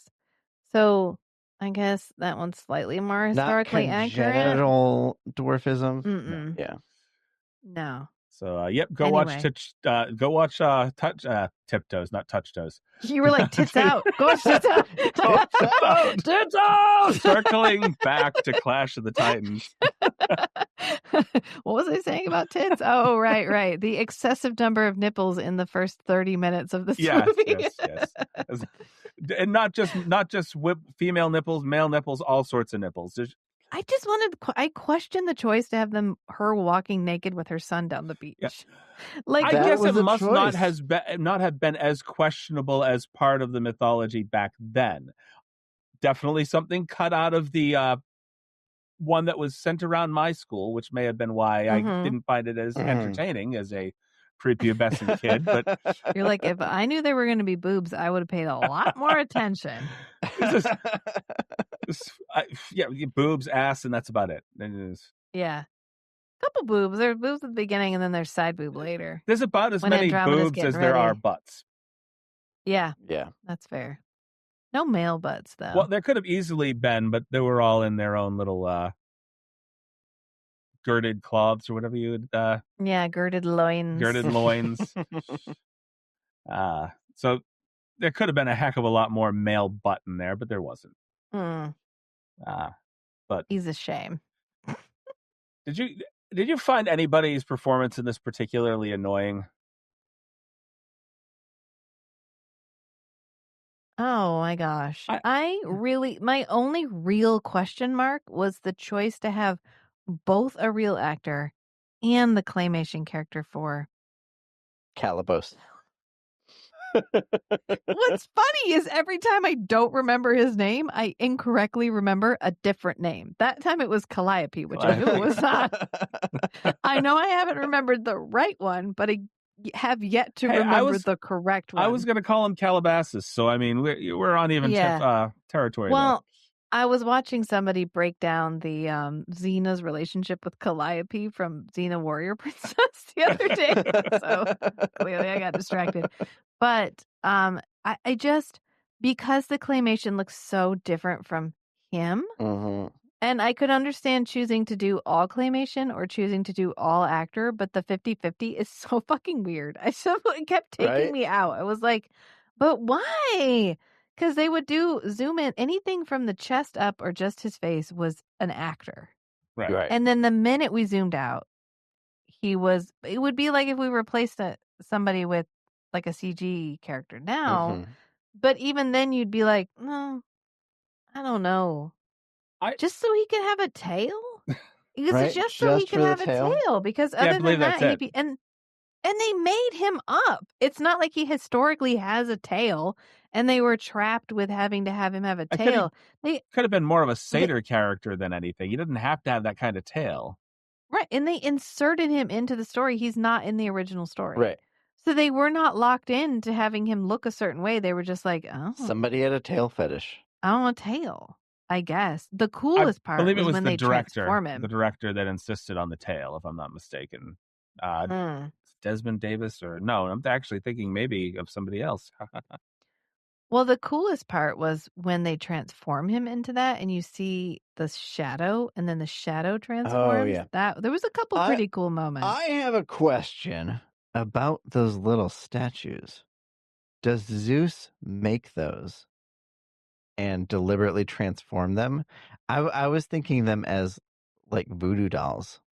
Yeah. Does Zeus create the voodoo dolls, or is there some kind of magical construct that generates the voodoo dolls and like updates them as the characters age and thing? It's like the guy in Power Rangers in the first season with Rita Repulsa. Oh, and the clay guys. The clay guy that would model all the characters, and then they'd go down the little like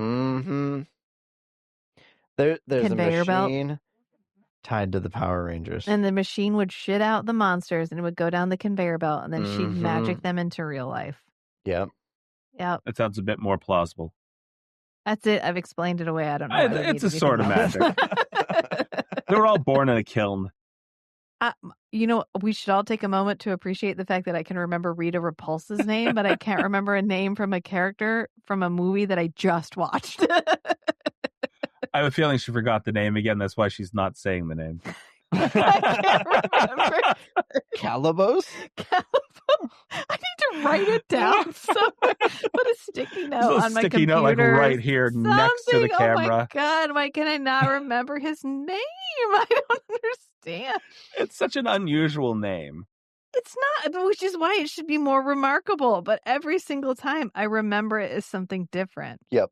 I think my only acting performance in this film that I had any problem with whatsoever was Susan Fleetwood, Athena.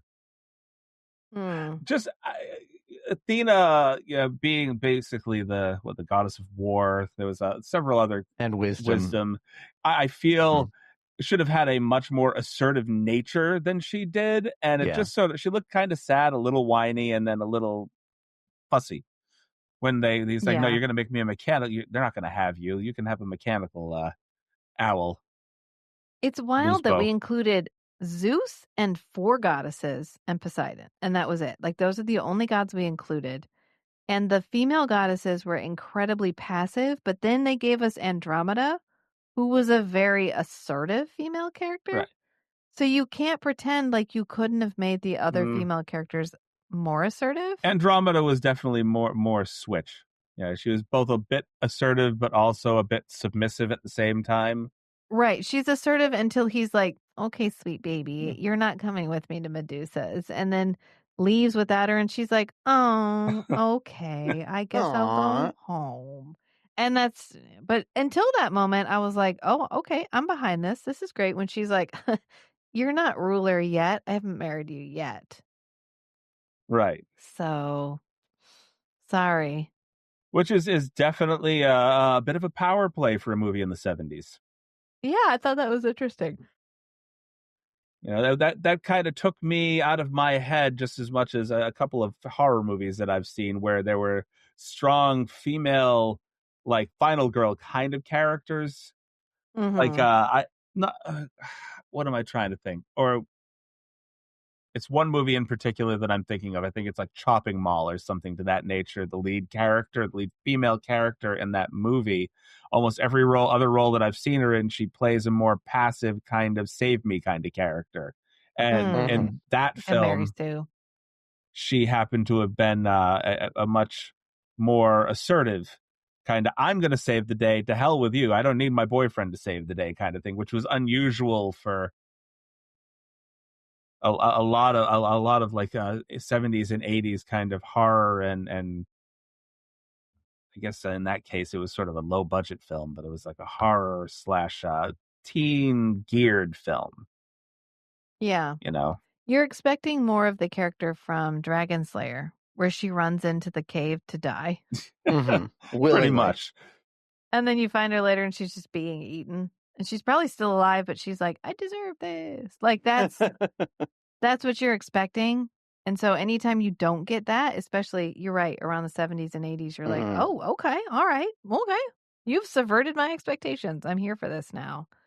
I think the main thing was for that movie anyway was just that Kelly Maroney, who played the lead character in that film, almost all of her other roles were either she played the ditzy blonde or the very passive blonde in the other films.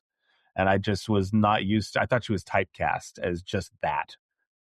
So seeing that film and seeing her be more assertive, I'm like, okay, I like this because she played against type, and I like when the people play against type and do well at it. So that's fair. I have no segue back into Clash of the Titans other than to say like close to 2 hours is probably if you want to see a better portrayal of Athena, you need to watch anything else to Epic the Musical. Okay. I'm sending if you want to link. see a better portrayal of Athena, you need to watch anything else. Anything else. Literally anything else. By the way, you put that on my radar. I have it in queue to watch. I have not watched it yet because I'm kind of watching these in order, because if I watch that now, knowing how far down the list it is, I will probably watch it another 8 times and will distract myself from other films. Yeah, it'll probably grab your attention for a while. I started listening to it last January, and I'm still listening to it kind of on repeat. Yeah, every time I get in the car and he's in the car with the kids. I've had control of the audio. It's Epic the Musical. And then I got some Bluetooth headphones and I was trying to get him to help me to set them up. And he set them up and he was like, here, try them out, and put them in my ears. And Listen it was Epic the Musical. Okay. I picked a song that had a large frequency range, lots of bass and high notes. So you could experience the range of sound on your new headphones. Yes, thank you, honey. I really appreciate it. I mean, I feel like we've milked Clash of the Titans. I was going to say that sounds more jarring than extent. Okay. And now we're going to get into full loincloth. Like, we've gone no pants. Right. But I feel like we haven't transitioned to full loincloth fantasy because we've been in Greek land. Right. For a while. That seems one to be more where thing Hubbard about Clash of the Titans. One more thing about Clash of the Titans. When he uses Medusa's head to turn the Kraken into stone, you might think, why did the Kraken stone statue immediately crumble?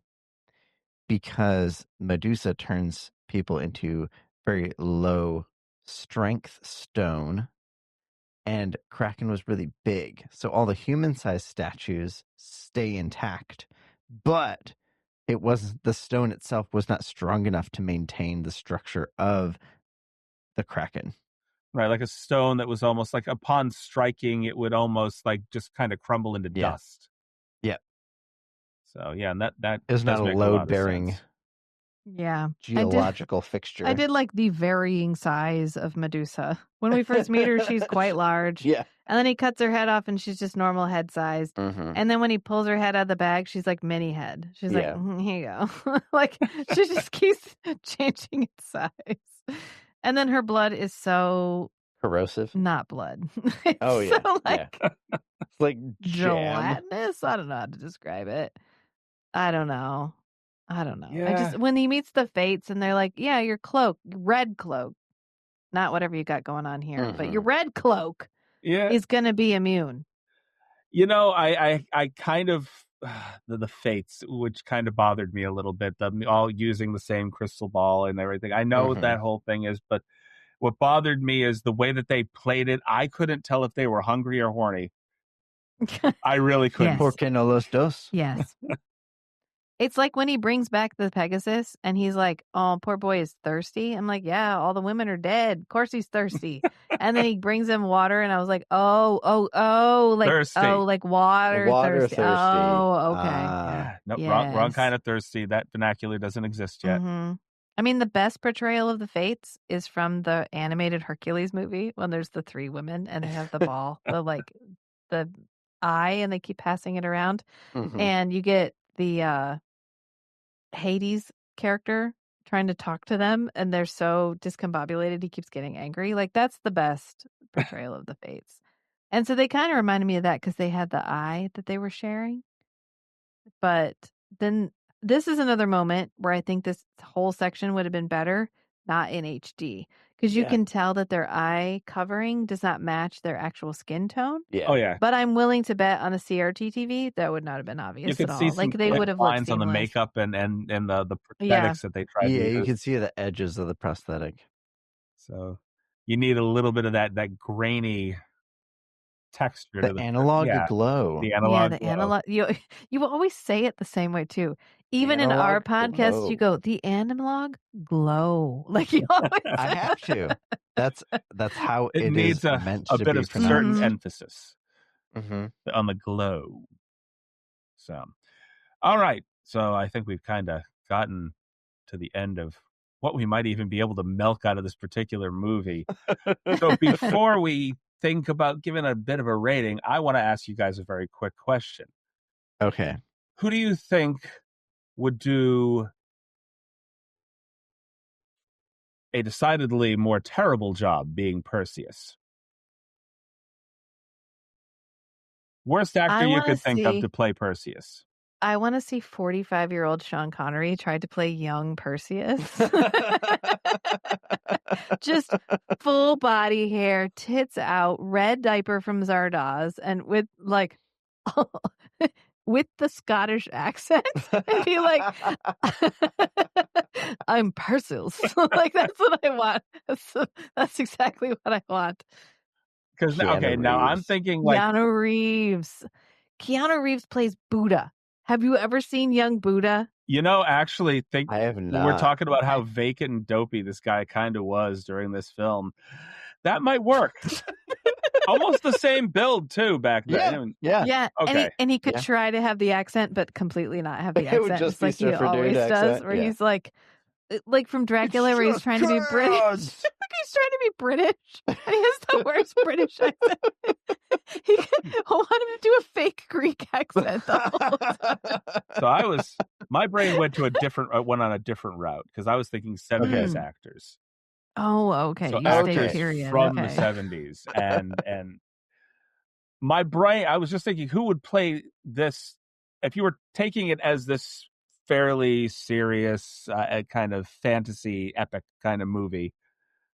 The worst person to have cast in that role to me would have been a young Sean Wallace. Sean Wallace. Am I thinking of this? Am I right? Am I right? Is that the wrong name? The guy played is it Vizek or Vinnick in Princess Bride? Oh yes, yeah. Inconceivable. And I got to add that back. Is it Wallace Shawn or Sean Wallace? It's Sean Wallace. Sean Wallace. Okay. Yeah. Roddy Piper. Roddy. like from They Live. From They Live. Yes. He'd have a better build for the role, though. He would. Okay, men of the 1970s. No, Rowdy Roddy Piper, man. I think I nailed it. Burt Reynolds? No. Close. First thought in my head. Okay. No mustache, Tom Selleck. Ooh. Okay. I got my mom. I could see Tom Selleck as Perseus. I got my mom a shirt of Tom Selleck with the mustache, but like where they made him ripped and shirtless with like a G-string on. Just as Tom Selleck on it. Because she's always loved Tom Selleck. And she was like, wow, thank you. But we're talking about who would do a worse job. So, I mean, technically, I think Tom Selleck might have done a better job. I mean, yeah. It's like Quigley Down Under era Tom Selleck. Yeah. Like, this is almost Magnum PI area, just a little bit before Magnum PI. Yeah, with so much body hair. Like, I think he'd crush it on the body hair alone. Right. Because he's quite hairy. And the nipples aren't disproportionate. Okay. So I think I can see that. But that would be a better job. So I'm thinking who would do a worse job? That's why my brain went to like, I was even thinking John Belushi. I want Roddy Piper. Oh, come on. Yep. You can get it in there. Yep. I want we're good. It's like horror. It keeps going on and on. I want Roddy Piper to just like do the thing where he walks in on Medusa and he's like, I'm here to cut your head off and chew bubblegum, and I'm all out of bubblegum. Like, that's what I want. I want that scene. It would be so good. He would seem less dumb, honestly, than Roddy Piper can do dumb. Have you seen is it Frogtown? Welcome to Frogtown? You've mentioned it. Yeah, but he not do like dumb. I think he's not doing dumb. Like, I think this guy is not supposed to look dumb. I think he just, the way that it's all happening, he ends up looking dumb. But I think, I don't know if he'd be better as a slightly more intelligent looking character because he makes a lot of dumb decisions. I fully believe that the guy who plays Perseus in this leaves his sword and drops his helmet and is like, oh no. Like, I really think I believe it. And I don't question it. I'm like, oh, okay. Yeah, poor buddy. Poor buddy. He doesn't know how to look in the water. Oh no. Kind of like Bull from Night Court, where he has these happily lucid moments every once in a while, but for the most part, it's just walking around kind of happily naive. What about Indiana Jones era Harrison Ford? I still think we're laying in better territory, though. Like, he would do a better job. Yeah. Harrison Ford would. Yeah. I could enjoy this maybe a little bit more. Kind of that era of Harrison Ford's career might have been a little bit better for him. He might have been a little old for the part, though, even at that point, or looked a little old. Yeah, but that's why I'm saying young Harrison Ford didn't look very young. No, but 45-year-old Sean Connery could have also played this role. He could have gone from Zardoz to this. Hey, now that falls into the worst territory. Technically speaking, we could have had Liam Neeson in this. Because he's in Krull around this time. That's true. So that's he's active at this time. So we could have had young Liam Neeson as this guy. Yeah. Had he quite cleared the accent, learned how to do a decent American accent yet? That's not necessary. Because I think that the point that they just don't worry about it. Were making with Harry Hamlin and Burgess Meredith in this film was that you had too many people that had sort of a British accent, and he didn't want to have an entire film just completely populated with British folks. I'm like, well, then you could have been smart and, found a bunch of Greek actors to be in this film. Right? Greek actors speaking American with a Greek accent? Speaking American. with a Greek accent. Yes. It's not English. It's American. It's American. Yes. Because let me tell you, our version of English is not English. It's American. Let's just be honest. It is American. Yeah, it is. Yeah. You're correct. It's English with American in quotations. What would you rate this film? On an IMDb. It's better than the one. I was more engaged in this than I was in the previous movie. Like Dragon Slayer was like watching paint dry. This was probably, I would give this like a 6 or a 7. Yeah, I was thinking 6. Yeah, I think it's good.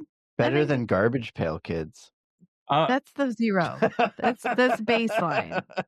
It's all up from there. That is the heart attack flatline is what that is. And I am still itching every day knowing that I could possibly have a 4K copy of Garbage Pail Kids. No. And yet here we are. No. The only way you get me to buy a fucking copy of Garbage Pail Kids is by telling me, and this is the only way, that there is somehow an extended cut where they cut horror scenes out of the film. The only way. An extended cut that's shorter. Can I get a 45-minute long episode the of this, original please? director's cut. The director's cut where the director, it's just a blank screen. It's just a blank screen that says, I'm sorry. And it is literally just the director tipping the camera towards him as he picks up the reel and throws it in the trash. You know, that's it. Correct. Yeah, garbage fire, kids. Fire. That is the direct. Yes. Yeah. And there's like screaming as it's burning because it's actually haunted. I have listened to some podcasts where people genuinely loved that film. And I am like, no, they must not have watched it. No, look, there's a subset of people that will like a thing simply because other people do not like the thing. And that's fair. That feels like that territory for me because there's no one who genuinely loves that movie and is also mentally well. That regardless of how I might rate a film, genuinely, there are very few films that I do not love. I may not like them enough to go and watch them again. Garbage Pail Kids was the only one that I have ever watched that I have said, I have now watched this twice in my life. And there's a burning void where that part of my existence used to be. Mm-hmm. And that is 2 times too many. Yeah, there's a scar on my soul. Like, I am going to go off into whatever great ether and I'm going to have that mark on me. You watched it how many times? Yeah, those are it turns out, joke's on you, those are the only people who go to hell, are the people who've seen it. And they're like, no, you can't bring that knowledge here. We can't have it here. The ones that have seen it and then actively gone out to say they love it. Yeah, to get other people to see it. That's the problem, which means you're doomed. We're not. The spreading of it is the crime. It's like the spreading. It's like a 90-minute PSA on what not to do. Yes, with horror nightmare children. Anyway, that's 0. So I feel like anything's up from there, and so 6 or 7. If you're comparing it to Garbage Pail Kids of all things, I'm like in 10 territory. I mean, I was 0 is Garbage Pail Kids, 10 is Gladiator. I was entertained. I felt engaged. 10 is Gladiator. Oh my God. I felt engaged the entire. We've told you the story about how I was in labor and I asked him to put on a movie. I was like in labor for my son, and I was like, okay, we're not going to the hospital yet. Like, I'm going to give this a few more minutes. Can you just put a movie on to distract me? And I heard the wheat scene from Gladiator, and I was like, did you put on Gladiator? And he's like, what? It's a good movie. Got things moving. I was like, fine, we're going to the hospital. We need to go now. We just went to the hospital. Done. But, did you have movies brought? Did you put on Gladiator? Yes. However, before you mentioned Garbage Pail Kids, I would have rated this probably. I watched it a couple of times, probably good, like a 6.5 to 7.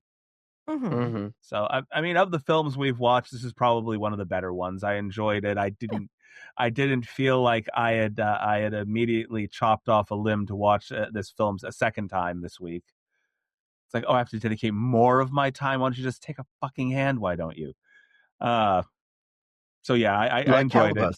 I enjoyed it more when I realized that I wasn't watching a Laurence Olivier film. Olivier. It's Laurence Olivier's second cousin, Laurence Olivier. Larry Oliver. I had that old man slip where I'm like, who the fuck is Laurence Olivier? They're like, oh, this is one of Laurence Olivier's biggest films. And no, it's Olivier. in your defense, the twilight of his career are all side quests. Like they're nothing that you would be like, Laurence Olivier? You're like, Clash of the Titans? Dracula? Like, why are you in these things? Like, I want to do one of everything, but he's doing the Nick Cage. Yeah. You know, on a grander scale, but Nick Cage. Just I want to do one of everything before I die. Correct. So yeah, I mean that's 6.5 to 7. If we're comparing it to Garbage Pail Kids, this is a 5-star 10-point masterpiece. Yeah. As is everything when compared to Garbage Pail Kids. Yeah. So yeah. So, and by the way, I'm not serious. I don't want a Garbage Pail extended cut. There's no reason. No reason. I have so far seen so many extended cuts or director's cuts of things that I've just gone, why? And I still buy them. So that's how you trick my brain into buying something I don't need and really don't intend to watch. 2 things have a genuinely better director's cut than the original movie. All right. Blade Runner. 3, 2.5. Blade Runner. Yep. Legend. Okay. And Ultraviolet. The Mila Jovovich vampire movie. Okay, I can see that. Those are the only 3 that I'm like, that genuinely improved the movie. Other than that, okay, Lord of the Rings is an entirely separate category. But other than that, you're just giving me additional content. Lord of the Rings, it was intended for those films to be as long as they were, but theaters refused to put them out at their lengths. Well, some director's cut are just additional content. Right. Which is like Lord of the Rings, fine. Director's whatever extended cut. But when you take a cut and you make the movie better with the cut, that's what I'm talking about. So Blade Runner better because we ditched the voiceover that doesn't make any sense. We add the scenes back in that make the movie make a little more sense without the voiceover. And then Legend, because we don't front the movie with darkness. We don't see Lord Darkness until the moment he comes out of the mirror, which makes it way better. And you get a better score, although I kind of wish we had the 80s score with but that's a whole other thing. And then the Ultraviolet movie with the Mila Jovovich vampire movie, it doesn't make sense unless you watch the director's cut. If you watch the theatrical cut, it's bullshit. You don't know what's going on. And if you watch the director's cut, it actually makes sense. So I'm going to say this to filmmakers, distributors, and editors everywhere. The one thing as a consumer who buys $40 Blu-rays for some fucking reason, single movies, these aren't box sets, $40 like single Blu-rays, sometimes $50 to $70 depending upon what it is. A guy who invests that kind of money into something that has on its cover director's cut. What I want from a director's cut is not to go from 97 minutes to 98 minutes. No. All right. What about Waterworld? Oh, that's fair. The Ulysses cut. Yeah. Let's see. I saw someone mention Dark City. I have yet to find somebody that will sit down and do a Waterworld episode with me. Dude, we already did a Waterworld episode. Bitch, I'm there. Right. I love Waterworld. God, that movie is so unfairly maligned. Right now. I'm gonna sit down, Chris. Ulysses cut right now. I'm gonna say that we can do that. I am there for that because I have asked at least 20 people so far, and they're like, "Yeah, I want to sit down and do an episode with you." What do you want to do? Actually, I've been looking for somebody to do Waterworld. Okay, well, we'll talk later. And then I never hear from them again. We both love Waterworld. There's on my old drive to my job back between 2016 to 2020, my daily commute, I drove past a boat yard called Waterworld, and every morning on my way into work, I would think, Nothing's free in Waterworld. I've read the novelization of Waterworld. Oh, that's dedication. I read the Waterworld book. That's dedication. I am so in. Oh, okay. Siri's talking to me over here. Apparently, I set her off. I'm not. Siri, stop. Shut up, Siri. Siri, I'm not talking to you. Yeah, I don't know how I set that off. I think we said seriously. but just that's why. lit up mysteriously. So yeah. No, I'm there. Waterworld, yes, but we got a little ways to go before we get to that. We can do that randomly someday. Our final loincloth sorcery. Somebody says Brazil. Okay, don't even. I'm not. Brazil. Nope. The movie Brazil wasn't. That's no director's cut. We're was tabling better. that immediately because that's an entire other discussion. That's very different. I also have that up here. Tabled. So. Yeah. Ben Affleck's Daredevil. No. The director's cut. The director's cut. I don't think that it made the movie better per se. You know what? That is like if you distilled the early 2000s down into a movie and you created a movie that was entirely like early 2000s. It is Ben Affleck's Daredevil. Yeah. Even when Evanescence playing over the funeral scene, I was like,